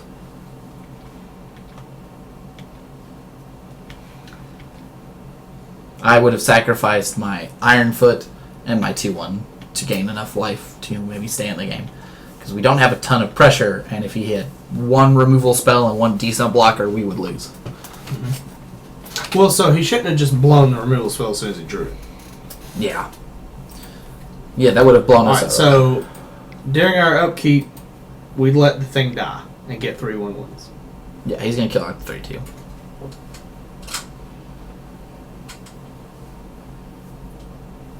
Which is the right play. You should definitely kill the 3/2. Is it an instant? Can you use it as an instant? He can, but he should do it during our upkeep. You should do it right now. Yeah, because we're tapped out of white now. Yeah, you should do it right now. Alright, so we should sack the thing and have 3/1/1s and then finish him off on the following turn. Yeah, I'm hoping he attacks. Seems like a really bad idea to attack. He's made some other bad ideas. You need to give the thing defender when he goes to combat, though.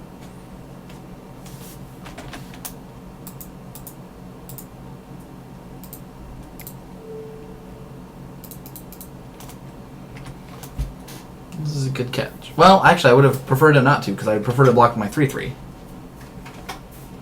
I think you want the additional flyer. Because he has another removal spell. He doesn't, or he would have cast it.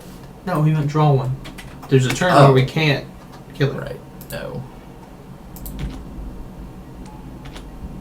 So now we just play a land and pass.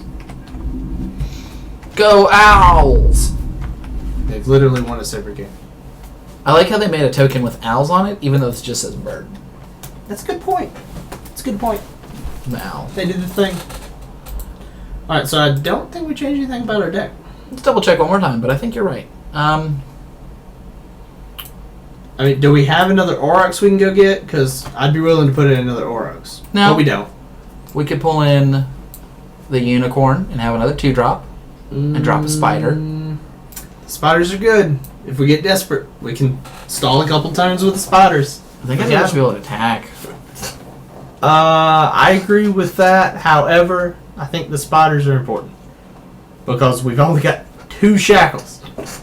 We got 2 shackles. Now, we shouldn't just use the shackles, I don't think, this time. Well, let me show you. We got we've got 2 shackles, a white shield crusader, another shackles, and a squall drifter. All of these cards stop that. Okay. The Crusader, we would have to have an ungodly amount of mana to actually stop it. No, we just have to have white. It's pro black. Oh, you're correct. Yeah, it doesn't even deal combat damage. Doesn't even grow. Okay. So I still think. Okay, you're right. Take out a spot. Let's do it. Like, the spiders aren't doing anything. Now, do we for us. switch your forest for plains? No. Because of that? We Okay. still always want to be able to play the boiled druids early and everything. Okay. We could actually consider cutting a druid and just running No, a spider. I and a think druid. getting her big stuff is good. Do we want to run more big stuff? Do you want to run the whole? I don't want to run more big stuff. I just want to get to our big stuff. I agree. We could run the Javelier, but I don't think that's very reliable. Nope. And we didn't see any sorceries or instants, so that's it. Alright. We just need a good hand. I mean, that hand was pretty awful, wasn't it? That was pretty bad. It is pretty good. It's a bit mini land, but I'll do it. The only thing I don't like about this is we have a really good target for all of the removal. The Screds. We don't have very many creatures in our opening hand either. That's Yeah, it's definitely can flat out. They didn't start with a black card, so I'm happy. That's literally the first time. Alright. I also like this hand because we can play an Owl Keeper early and just start building it up. Yeah, I think we play the Arctic Flats next turn. I'd have done that if I were them. Yeah. And we're happy about that. Arctic Flats. We're not playing anything. You don't want to play Squall Drifter?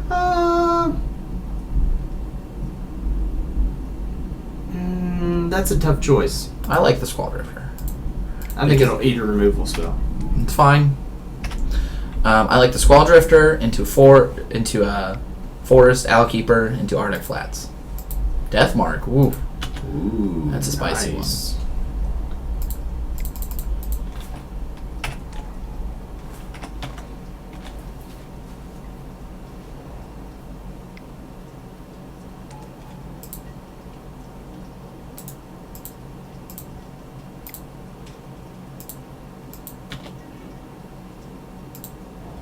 Ooh. It's fine. We won't attack. Because we're probably going to get 2-1 or 3-1-1s out of this, which is I'm fine with. Oh yeah, 3/1/1s is good.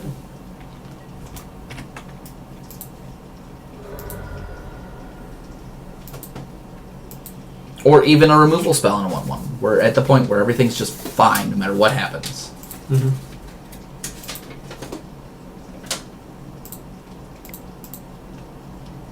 Come on, planes. No planes. Which is fine. Alright. Now, I think we'd rather have another 1-1 than 3 life, right? Because we're about to play a 6-6 next turn. Yeah, we definitely play the 6/6.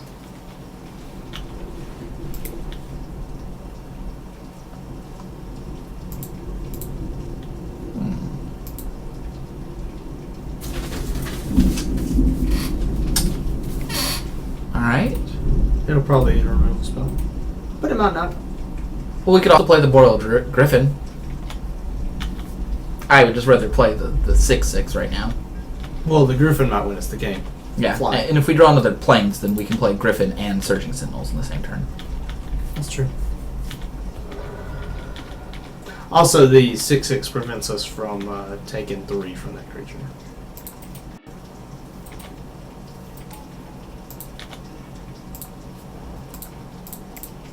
Give me this one. Alright, and we attack for 3. Next turn, yeah. Oh, next turn. Sorry, I forgot that said Summoning Sickness. It's not that good. They should be haste birds, haste owls. Owls are extra fast, right? Fast, hasty owls. I definitely want to play green for that Nashuba. Yep. Oh, that one is good. Yeah, it's going to kill our guys one at a time. Wow.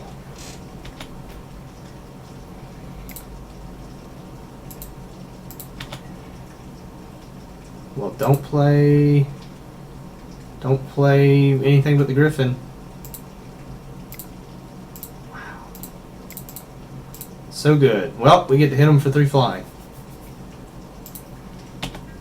We can attack with the 6/6. Yeah, we're definitely hitting him for 3 flying. And we'll probably hit him for the 6 as well. Yeah.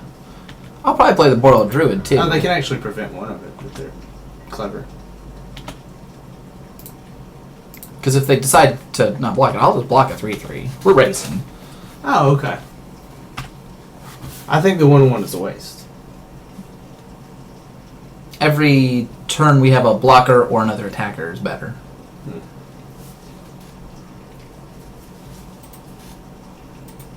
And if they try to race, this means that they can't just attack with their 3/1 because it would trade with their 1/1. We don't know what's in their hand. They're going to use it to eat a flyer every turn. Yeah, sure. And then eventually They'll be dead before then, though. Boreal Druid. Oh, because of the... Because they're taking 9. How many minuses? They're Is it dead. -4/-4 for 6 mana? They're dead next turn on the board right now if they don't block. We have 6 flying and 6 trample. You're correct. Now they can double block and double regenerate to prevent 2.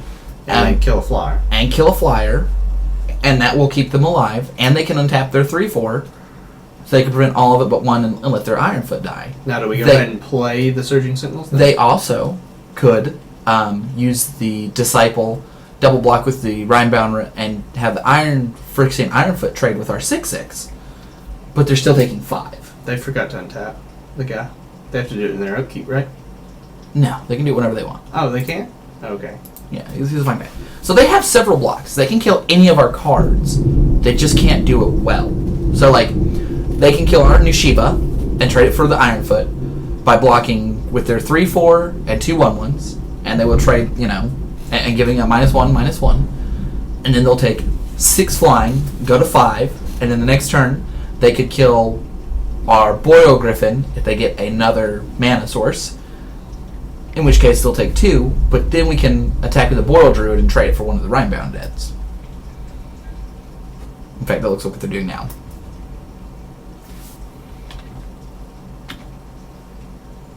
Two green. Ooh. That guy can't block? That seems to be the best. Yeah. Yeah. Do you want to go ahead and surge? Nope, let's attack first. I don't need to know what we have. Okay.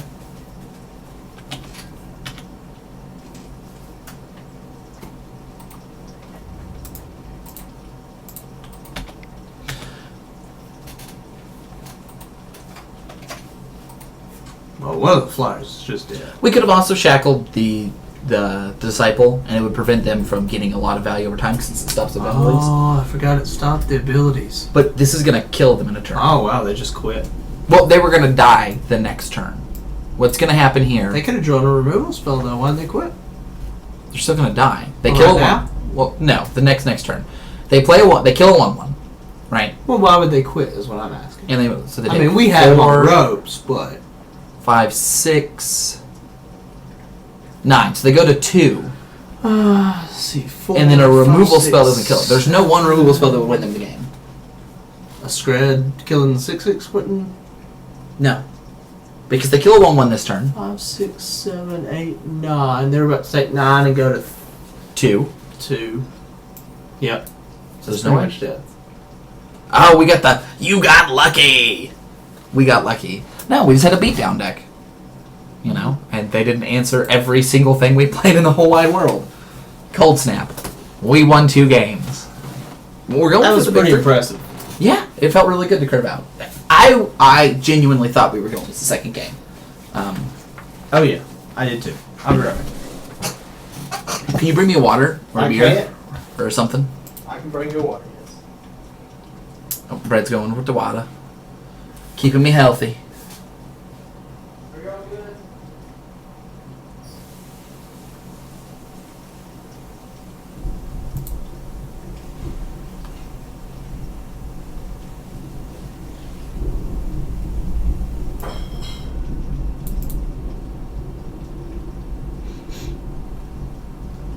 Alright. Bogles. I forgot why we were looking at Bogles. Oh, we were talking about the bands. So, the Eldrazi Temple, Ayabugan was banned. Sorry, Eldrazi Temple was not banned. Ayabugan was banned.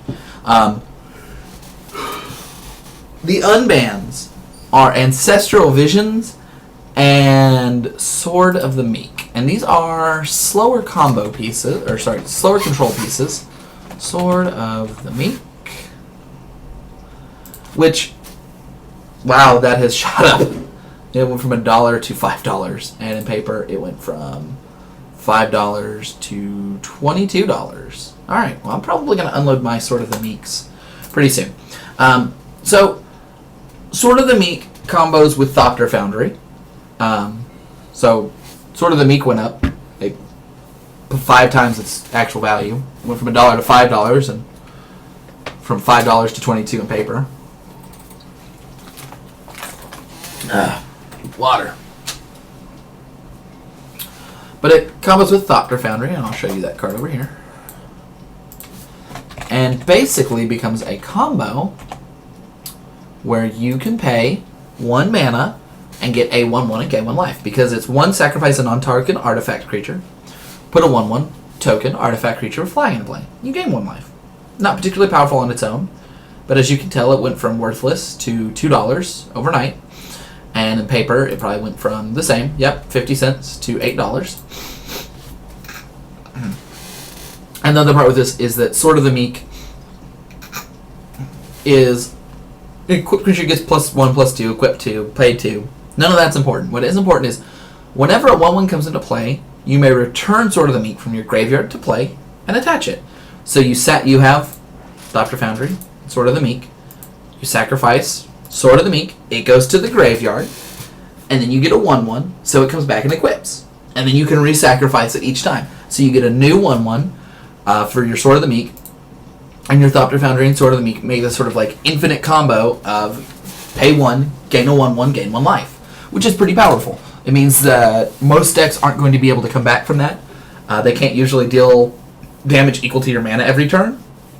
So unless you have an infinite combo or an extremely overwhelming board position, you're going to quickly fall behind. The other card that was unbanned that helps promote a control strategy is Ancestral Visions. Ancestral Visions is right down here. Not quite as good as Ancestral Recall.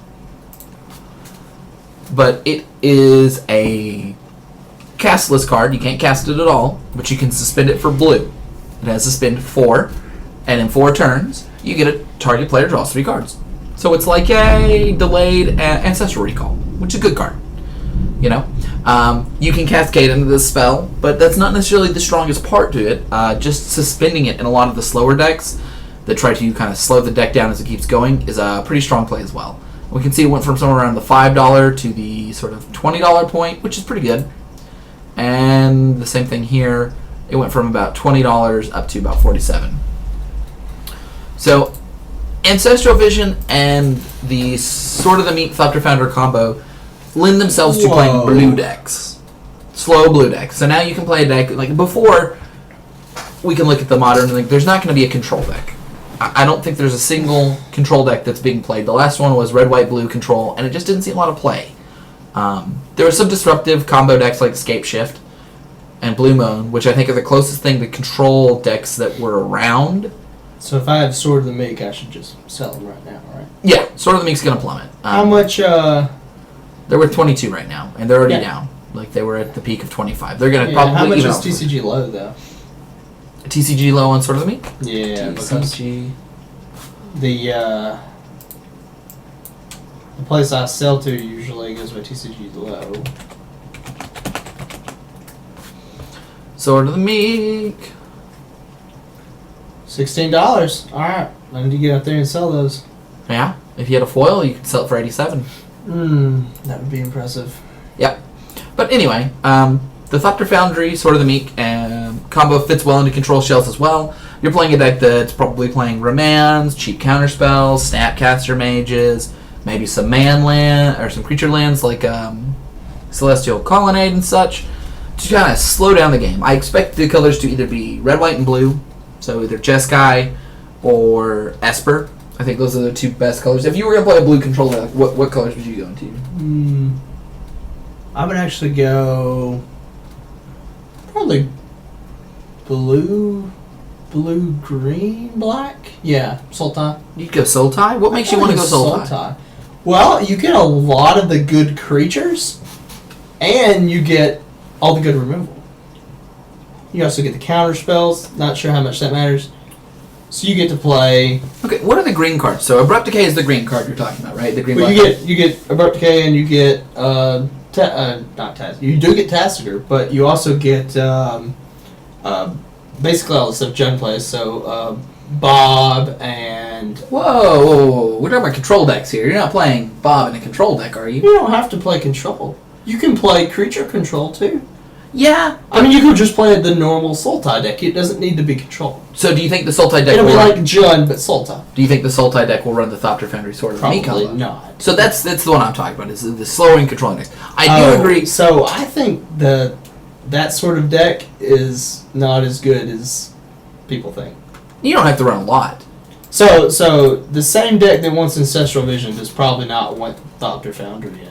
Yeah, no, the control decks traditionally ran Ancestral Vision is just a turn one play. So instead of playing a Thoughtseize, you just play. So you're saying you're all in on control, and that's how you win. You remember the old red, white, and blue control decks that ran creature lands, and counter spells, and bolts, and paths, and that was the deck? And they won with like Snapcaster Mages and Celestial Colonnades? So you're basically playing the same deck that played Splinter Twin, only instead you're playing the Thopter Foundry combo. Yeah. Because that's your deck. You don't have to do anything else. Just look up the old deck and take out the one combo, put in the other. There's some different things. There's more creature lands available now. We have a black-white creature land, the red-blue creature land, right? And both of those complement very well. There's more creature lands. You'll play them, but maybe one of, two of. I don't know. You have a lot of options. Like before, one of the reasons you still play Colonnade first. Right. Well, let's say you're playing Grixis. Before they played the white, blue, red version a lot for Colonnade. Like you did get Path, but you also got Colonnade, which was the best land win condition. But when you have the option for the blue-red one, that makes Grixis much better because now Grixis can run some of the black-blue one, which is a great attacker but a bad blocker, and a 1/4 blocker, which is just. It's not quite as good as Colonnade. Doesn't it have lifelink or something? No, the what? The white one does not. The white black one does not have lifelink. The white black one is a 2/3 lifelink. I do not think that would be played as more than a 1 of, but the 1/4 blue-red one allows the Grixis deck to have a meaningful creature land for blocking and attacking, because it can become a 4/1 when it wants to attack, right? And that's the big advantage to playing Celestial Colonnade. It attacks well, it blocks well. Well, now you have the option for another creature land that attacks well and blocks well outside of those colors. So Jund was so bad before, it's still going to be bad, though, because you'd rather play Ancestral Vision deck than play Jund. That's sad. So you still think Jund's just out of it? Jund's just not going to get played now. Yeah. Because you could either play Eldrazi Jund, or you could play Ancestral Vision Jund without Jund colors. But the traditional Jund deck, like, used to be played a ton, or the Abzan deck, like, used to be played both worse than Ancestral Vision. I also think that the green-black creature land did not add a lot to the lists. Like, I think that the white-black creature land is pretty good because it's not the best on rate, but the lifelink can matter quite a lot in a lot of more aggressive matches. So all the creature lands that you're talking about, they're not going to be played at 4 like Colonnade was, I don't think. No. The only... they add something, but you're still only adding 1 to 3, probably more like 2 to 1. The creature lands that see play are the blue-black one and the black-white one. Those are the best two. Of the new ones, yeah. Those are new. Those are the old ones. Oh, okay. Celestial Colonnade and Creeping Tar Pit are the two best creature lands that are two-colored. They're the only ones that are still that great. The 1/4 is okay. Stirring Wildwood is pretty solid, too. The green-white one. The 3/4 for 3. It's bigger? It's that 3/4 for 3. Ravaging Ravine is the green-red one. And it gets bigger. There's just not a home for green-red. Yeah, there's not a home. Ravaging Ravine is the most legitimate threat at the converted mana cost. We can pull up some of these, too. Nah.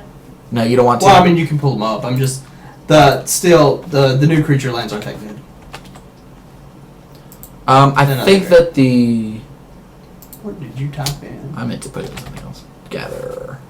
I was looking for advanced search gather. My brain was tired. Types... Land? Can we just search land? Is that good enough? You probably want to add modern only and Creature. that would probably work. Format. Modern. There's And not that many creatures. That would probably do it. Search. Knowing the creature lands is important, especially when you're looking for additional value. Like, you know, again, we talked about the red, white, blue You deck. did it. Yep. Getting played over the other colors, just mostly based on that specific land. Visual spoiler. It's doing it just real slow. And let's just get down to the ones that matter Alright, here. So, We can look at, you know, like the color stacks we were talking about. We'll probably slot in some creatureless color lands. ooh, Blink Moth Nexus. That might get played. But let's look at the ones that are colored first, because I think those are the most important ones. I always You get forget 2 color. 2 color. I mean, the The mono green. Conclave has just never been played. No, but the mono green one has been. Oh, yeah. Tree Mono Top. Green one's at 3/3. That one's good. Yeah, let's not look at Lava Crawl Reachers because that's not playable. Same for Lumbering Falls in modern. This might end up seeing more play in standard now. The Just involves, because of the smaller card pool. yeah, and the I think Shambling Vent is good enough to be played. I mean, I don't think you need to pull up more pictures. You can just talk about them. I want to compare them. That's just it makes it easier for my brain. Wait, where's Celestial Colonnade? Don't know. I'm sure it was up here. It probably was. They can't leave out the best one unless it was banned and we didn't know about it. Bum, bum, There it is. bum. So yeah, I'll order them. I think it's Celestial Colonnade That's why it's so expensive. and then Creeping Tar Pit. Don't know how expensive that one is. So interestingly, I actually think that Stirring Wildwood and Wandering Fumarole are the next 2 best cards. But I think that Wandering Fumarole will end up overtaking Stirring Wildwood in how good it is. I think that this is by far the best creature land. It might end up overtaking Celestial Colonnade. Why would you... Is it the 1 mana difference? I believe so. Of course, Vigilance means something too. I mean, this one's a 4/4 as well, at flying. Well, so 4/4 doesn't matter too much once you clear the board. But it matters for blocking. It can kill Tarmogoyf. 4/4 can pretty often kill Tarmogoyf, yeah. Yeah, and I think that's a big deal right there. And then I think that, well, I don't even know if Hissing Quagmire and the red-white land we're pulling up, they're just not close enough on cost. Like, 3 mana for a 2/2 Death Touch might be a one of in Nabzan or a Jund deck because it's good value, I'll play one, yeah. but you wouldn't play more than one. I'll definitely pick up a set of all these when they rotate out. But these right here are the ones that really define that. Like, if I was playing Abzan, I would be happy to have, if it's an aggressive Abzan deck, several Stirring Wildwoods, up to 3. Well, so the problem is you've got better lands you can play. Better creature lands? Kind of. You would rather play the one that just puts a 1/1 counter on all your creatures than you would play that guy. Probably. Yeah, so that's the reason that one is not played very much. I've seen lists that were more aggressive that didn't want to pay the 4, that wanted to get the creature that have played Stirring Wildwood. And that's effectively 5 because you're tapping the land too. Yep. But here's the thing: generally the Abzan plays a collected company, and so a lot of your creatures are in play. You try to put a lot of creatures in play, so the other land is. So let's say you're playing like... Also, this comes into play tapped. That's a big deal. Maybe if you're playing something like Naya Zoo, then you might... Perhaps, but you almost want to play that land in that too. Almost. And So- maybe it's a 3-2 split. That's why I think this one doesn't get as much play because that other land is just It's better. so good. What is the name of that one? I can never remember it. It's- Gavany Township. Yeah, so it's 2 a white and a green, tap, put a 1/1 counter on all your creatures, and it comes into play untapped. And taps for colorless, even though that rarely matters. Yep. And there's Shambling Vent, which is another one that I don't... There are situations where Shambling Vent would be good, but where the lifelink would matter. I could see some decks running a 1 or 2 of this as well, but... I think it's a cool land. I think it should have probably been a 2/4. That might be too powerful. Too powerful standard and too powerful for modern are very different metrics. I think the only one that really hit the nail on the head for both is Wandering Fumarole, just because a 4/1 or a 1/4, your choice at any time, is usually good enough. It stops the game. Like, this is not an aggressive card. This is the deck. These 2 cards together would make me want to play red, white, blue control. Because I could run 3 Colonnades and 2 Fumaroles. My mana wouldn't be much worse for it. Because you can often find a way to kind of wedge in a tapped land somewhere in your mana base because you're running more lands than most of the other modern decks. Yeah, red, white, blue control still seems weak though, in comparison to what you could be playing. As opposed to other control decks. Let's just think about control decks. So what I'm telling you, Daniel, is why play a control deck when I can play a not control deck that has control elements? I mean, I'm not disagreeing that's probably the best colors for control decks. It's just people don't play control because it's not been very good to just play control. Right. You would much rather play a deck that's a combo deck or a deck that has a game plan and then has some control cards. Right, and that's why they unbanned not just Ancestral Vision, but also Thopter Foundry, or Sword of the Meek. Yeah. They wanted to... Thopter the Foundry, Sword of the Meek is not good outside of a dedicated control deck or some sort of a weird artifacty combo deck that doesn't actually want to play it. Yeah, any artifact deck would be better off just playing Affinity.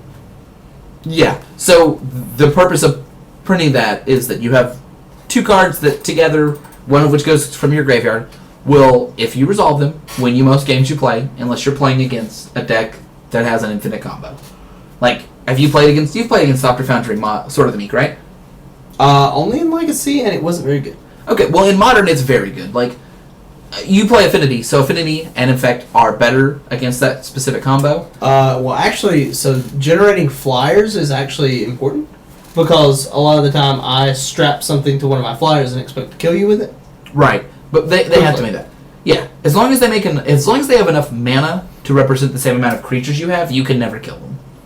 Well, I still have the can't be blocked by creatures that have a color, and they generate blue Thopters, so my Edge Champion can still get an equipment and kill them, right. Or get all the counters from the Ravager and kill them. That could, but this is one card. Like, it's a hard card. So they're also paying a mana per creature, which is not really significant if they get it early, but if they get it late, they might be too far behind.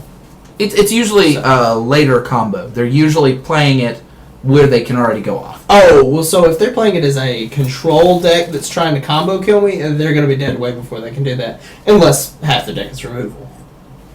Which is why I would want to play a deck that can play Abrupt Decays over playing a deck that is, say, white, blue, red.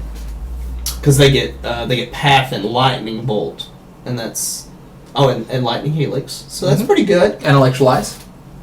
I don't know if they want to play Electrolyze because it's not super great in the format, but sometimes it is. Depends how many X1s a ring run.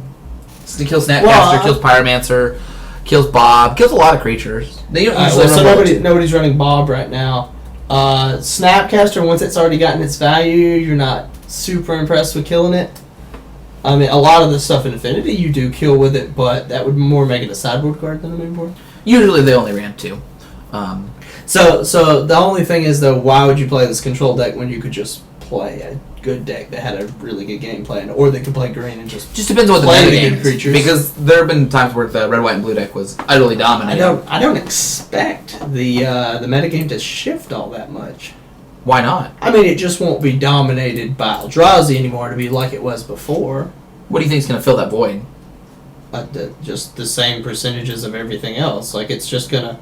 All the other decks that weren't played, or that were played at 2%, will be played at 3%. So, I think that might happen. But more to my point is I would think that because Eldrazi's gone, decks that had a tough time beating Eldrazi, specifically cards that maybe had a tough time beating, turn 3, turn 2, 5/5s, or cards that put an active giant threat on the board and disrupted your hand with Thought Knot Seer, with that deck being less of the field, decks that are slightly slower will be better.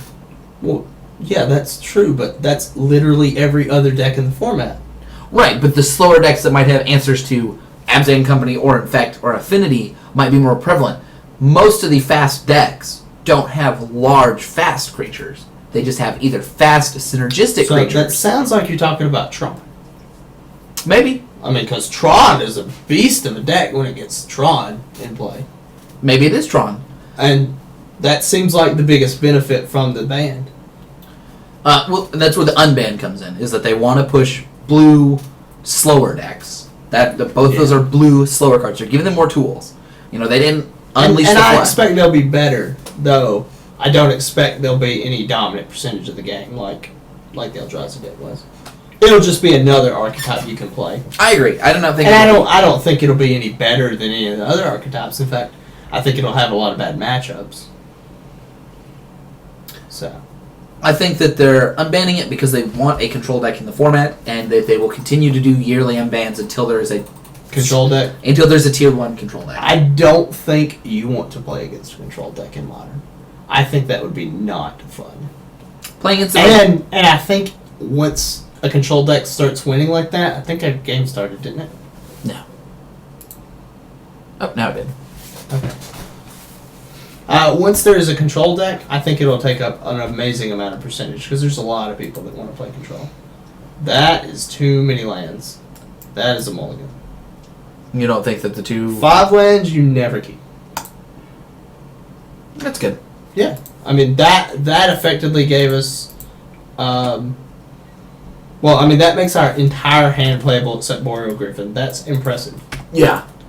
Now, so 5 lands. If you draw any land, it's terrible.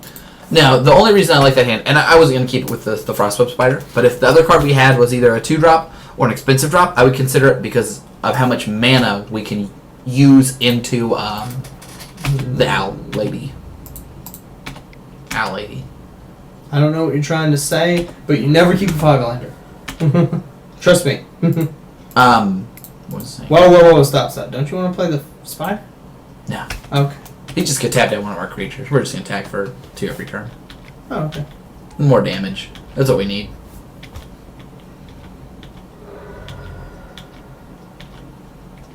Odd play. No, I guess that was a reasonable play. Yeah, we're just trying to do damage. Alright, so Druid Spider. Yep. Druid Spider Griffin next turn. Yep. We'll have unloaded our hand. Seems good. I mean, we played all of the cards in our hand. We're probably going to do well. That was an excellent mulligan. Oh, they got a 2/2. I think it's Shroud.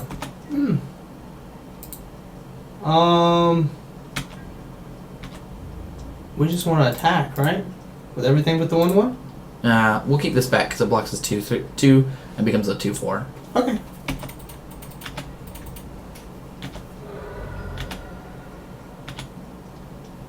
We play the Griffin. So the first strike guy can attack completely. The Griffin will get tapped down. Okay. But we might get 2 first strikers is the reason we play this. Now, I wouldn't consider that part of it, but the fact that we can just attack through it is nice. Well, so he's going to tap 1 creature next turn, right? Yeah. And it won't be our Frostweb Spider because he can't afford to tap. Oh, it'll be our first striker.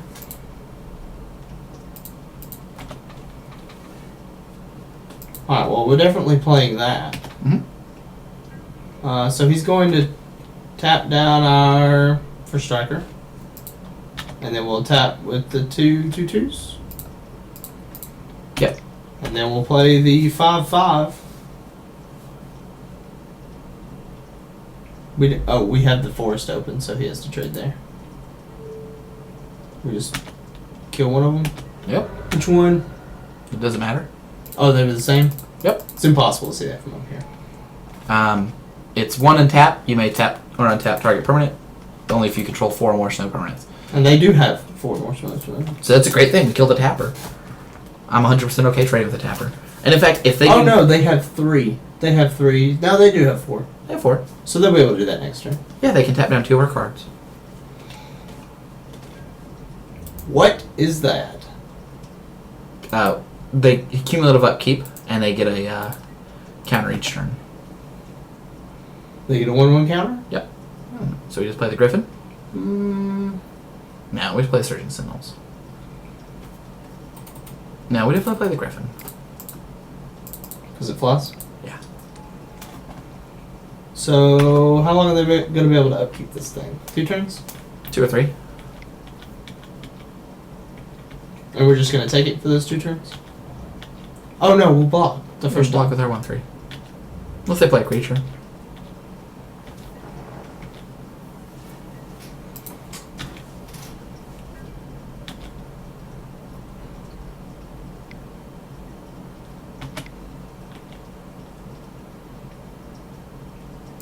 Alright, just play the Crusader? Yep.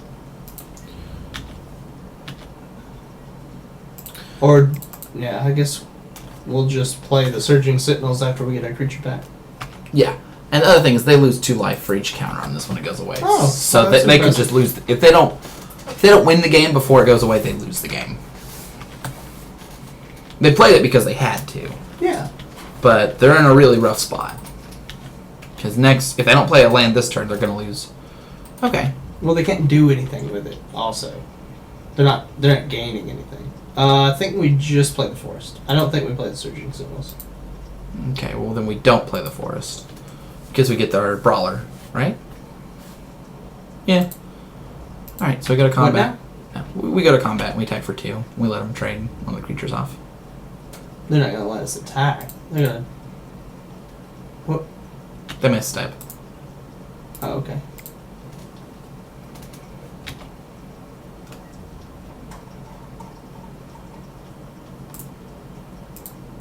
Okay. Seems fine.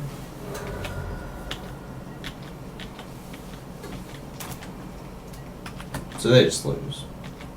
No, I mean... Turn target permanent to its owner's hand. What do they target? Um, They probably targeted their own enchantment. that'll kill them. Oh, it's when it leaves the battlefield? Mm-hmm. No, it's when I put it in the graveyard. Actually, I would have targeted my own creature. Yeah, that's what I would have done. Oh, they hit another Ripple. What? So they had to hit the other Ripple to do that? That was a really poor play on their part. It might have been their only way to win. And if I was them, I would use Mouth of Ramnam to kill my order right now. Don't they die after they do that? Don't we just They full might out just have attack? to steal it again. Don't we just full out attack if they do that? Yeah, they just steal it again, right? Not sure. Oh, they have a 4/5 that returns a creature whenever it dies, also known as an unbeatable creature.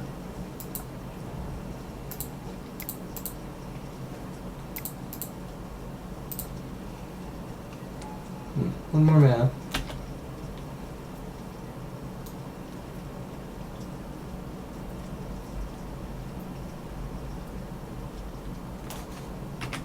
I think we might actually lose now. How? We don't really have a way to get through any damage.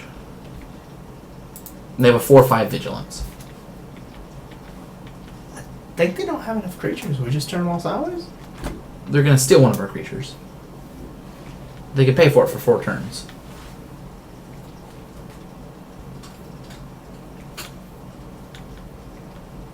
They could win. I mean, we do have Ramnam Unicorn. It's good against their stealing spell. Like, we can sacrifice it to make them lose life. And then they just lose. We can get a Shackles. Like, there are outs, but they have 2 tappers and a removal spell on board. Oh, they might win. It's surprising, because blue-white is actually not usually a very good sort of place to be.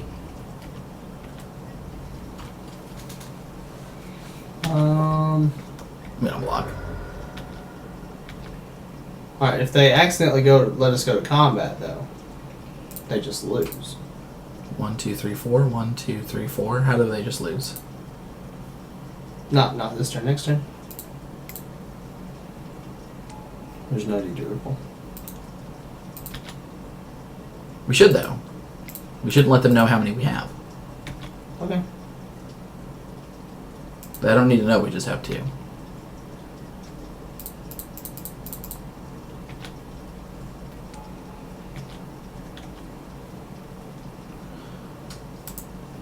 Alright, begin combat. When target creature other than dies this turn, return that card to the battlefield under your control. So if we attack with this, he can kill... He's losing something. Yeah.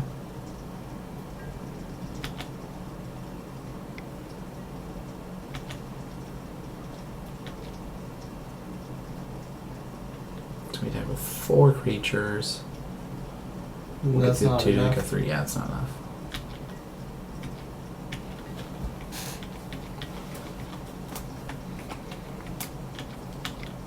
About the only thing we can do is destroy the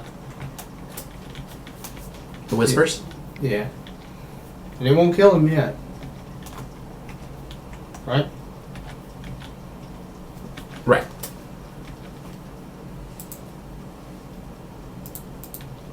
It'll deal 2 right now. You want to do 4? Right now. Or we can make it deal 4. If we draw a unicorn, we can win the game the next turn.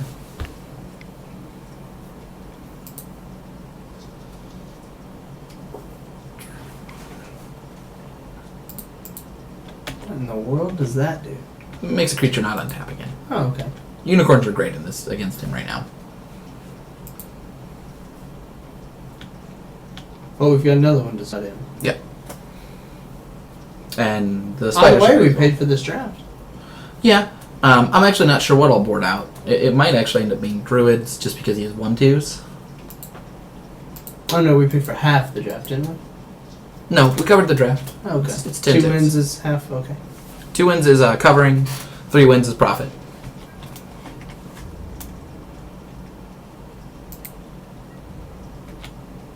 Do we have enough creatures? 1, 2, 3, 4, 5.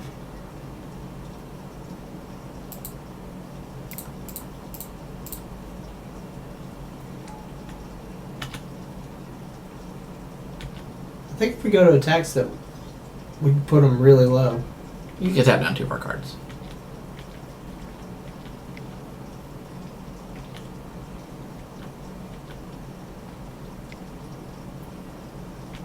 Alright, count real quick. 1, 2, 3, 4. We get 3 through, so we do 1, 2, 3, 4. We put a 1.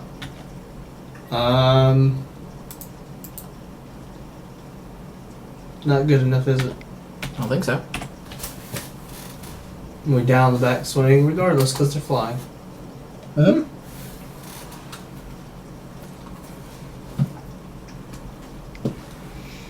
Yeah, the Valkyrie's really good.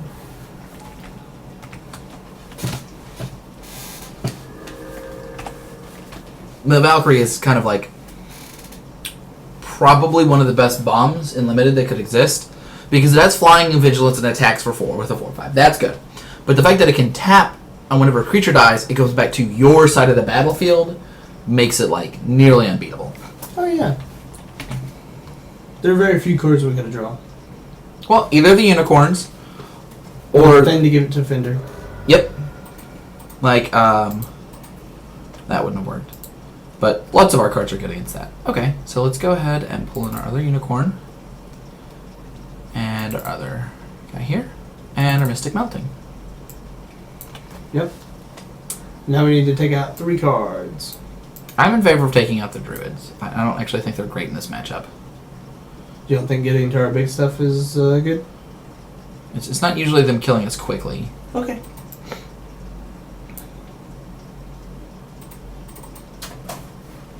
We could also take out the Shackles. They're not particularly good against a lot of the cards in their deck. But I think I'd rather have the Shackles than the Druids.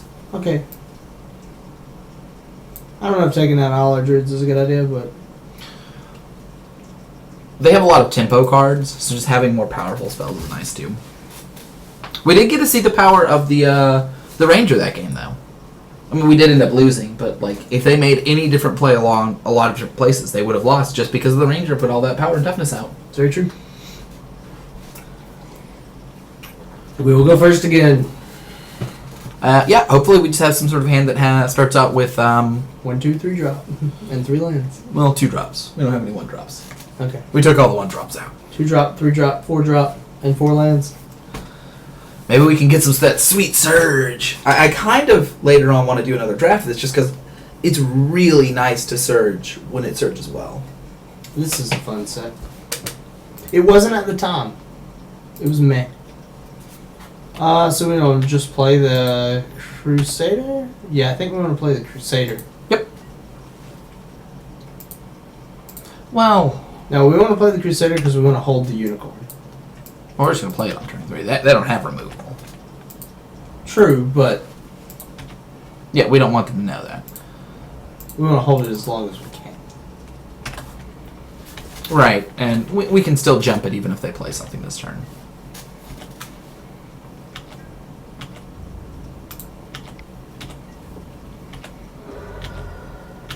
Having 2 shackles makes me feel really good. True.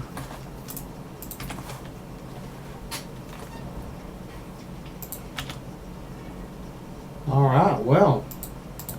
2 drop, 2 drop. 1 drop. Okay, they put 2 to themselves, draw a card. They take 2. We play a 3/3 that we hold this land for, I guess? Yep. Until we draw a second.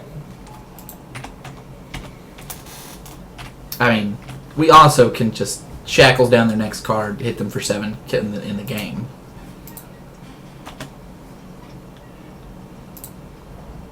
That was not the card I meant to click. But that's fine.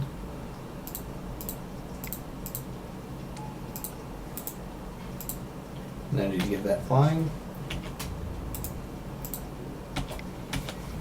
It's still 7, so probably in the game. He'll probably play another creature. Well, so they weren't going to block with that, so I don't know if it was a good idea to shackles it. They might have. I would have blocked the 2-1 with it. There's too much pressure coming on. As opposed to tap down a creature every turn? You don't have the time. They're at 9. If I was them, I would go for the ripple. If they could ripple 2 of our cards, they might be able to get back into the game. Their start was too slow and our start was too fast. Like, trading your Squall Drifter for a White Shield Crusader is not terrible, but that's one of those situations where you just have to trade your 1/1 with great abilities and flying for their 2/1 so you don't die. So I think the most important thing is the next thing we play is going to stop them from blocking. Yep. Yeah. They're really trying to think about what they need to do here. Well, and don't forget, if we don't draw anything important, you can +1/+1 that creature. I can. Yep. So. Alright, so that 4/4 is going to die on the next turn. Yep. So don't enchant that. And they can pay for this one, but we'll go ahead and enchant this one. And we'll go ahead and play our 1/1 and get this flying. Hit them for 2.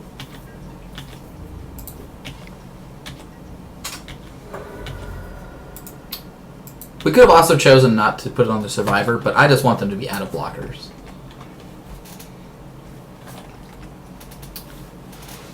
It was smart for them to board in cards like Jote and Grunt, which would be just one-time use cards. Oh, wow. That was smart. Yeah, and he would have done it the other way if we enchanted the other way.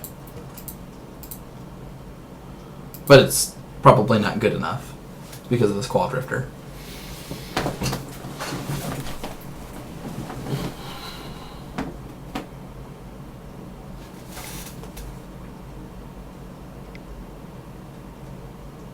Okay, so they're going to bounce the Squall Drifter probably.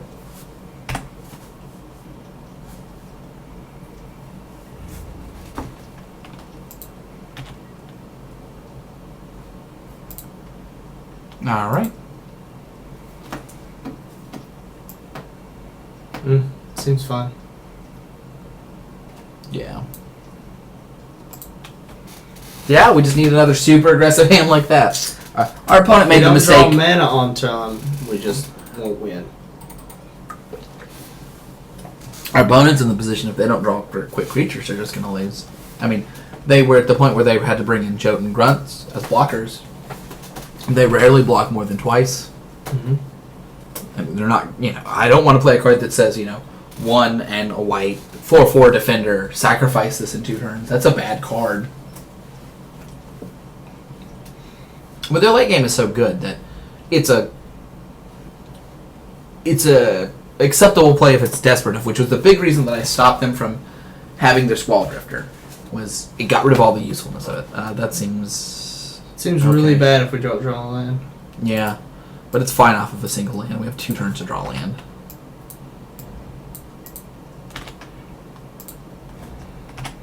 And we have 2 2-drops and 2 3-drops.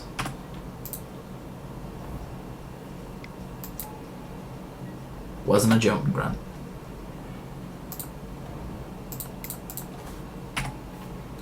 It's going to be rough if we don't draw land in the next couple turns. It's going to be rough if we don't draw a land right now. Okay, so now we ripple? We attack first. Yeah, we definitely attack first. But yeah.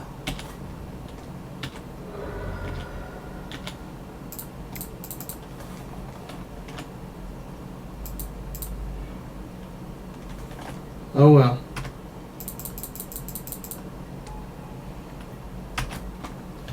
Oh, we're attacking for 4 next turn. We almost lived the dream. And then we're playing a unicorn. We can play a spider. We should probably. Do they have a trick?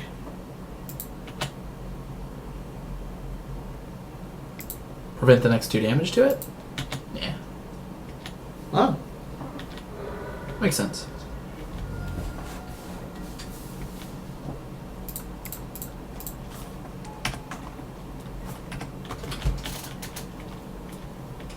Yeah, we do need to draw 2 more lands. Soon. Now sooner than I'd like. Let's go ahead and play Frostbite Spider, actually. Alright, now we're in the enviable position of having our aggression halted with not enough lands. Yep. That's how we lose a lot of matches, actually. It's odd that they attack with that. They're probably playing something else. They have a snow land to give it first strike. Alright, well, that was fun.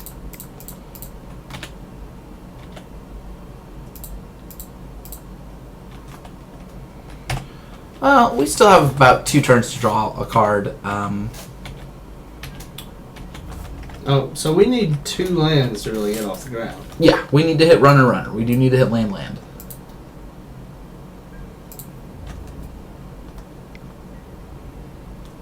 Do you want to just double block that? Triple block it. Why would you block with a flyer? Don't block with a flyer. What flyer? Don't block with a reach creature. Okay, if they prevent 2 damage, our creatures die. We should block with 3 creatures. Okay, do it. We can block with the Sentinel. Yeah, I'd rather block with the signals. Then he'll definitely kill 2 creatures. I don't particularly like this block. But we'll see what happens. I mean, we didn't have to block. We could just take it.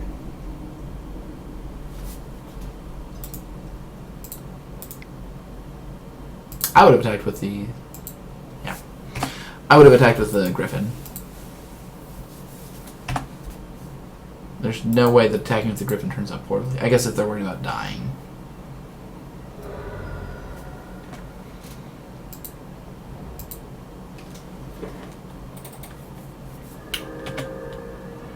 Hey, it's a land we desperately needed. Why don't we attack with a first strike?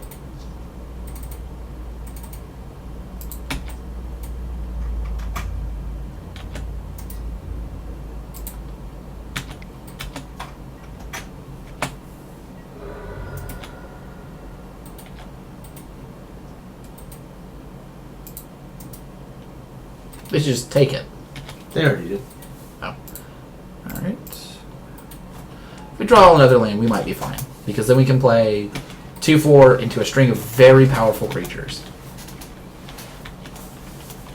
Like if we draw planes, we can play a 2/4 that'll give us a 4/3 Griffin into a 5/5 into a 6/6.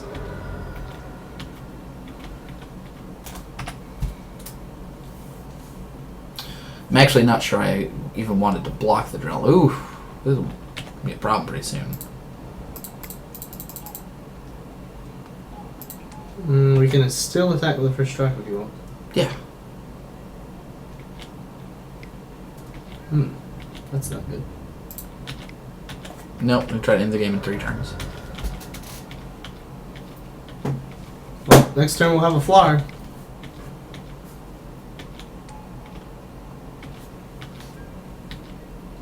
In response to them playing a creature.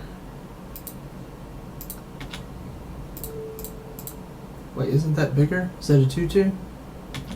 Yeah, we just can't afford to take 2 damage, Brad. I agree.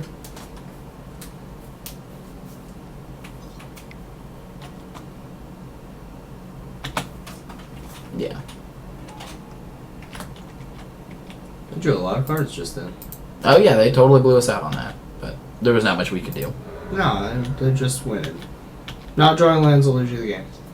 I don't know if we would have won the game if we drew lands. Their hand was super good. Okay, so we can stop nothing. That does nothing.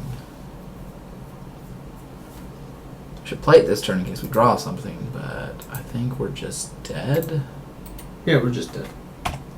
That's unfortunate. Yeah, I mean, Unfortunate. I think that their draw was good enough, though, that even if we did play cards, it probably wouldn't have mattered. They had a lot of very powerful cards. A lot of very powerful tempo spells.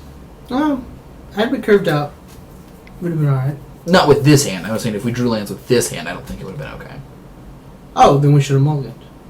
Well, we didn't know what their hand was. Their hand was amazing. Right? They 2-for-1 us 3 different times in the game.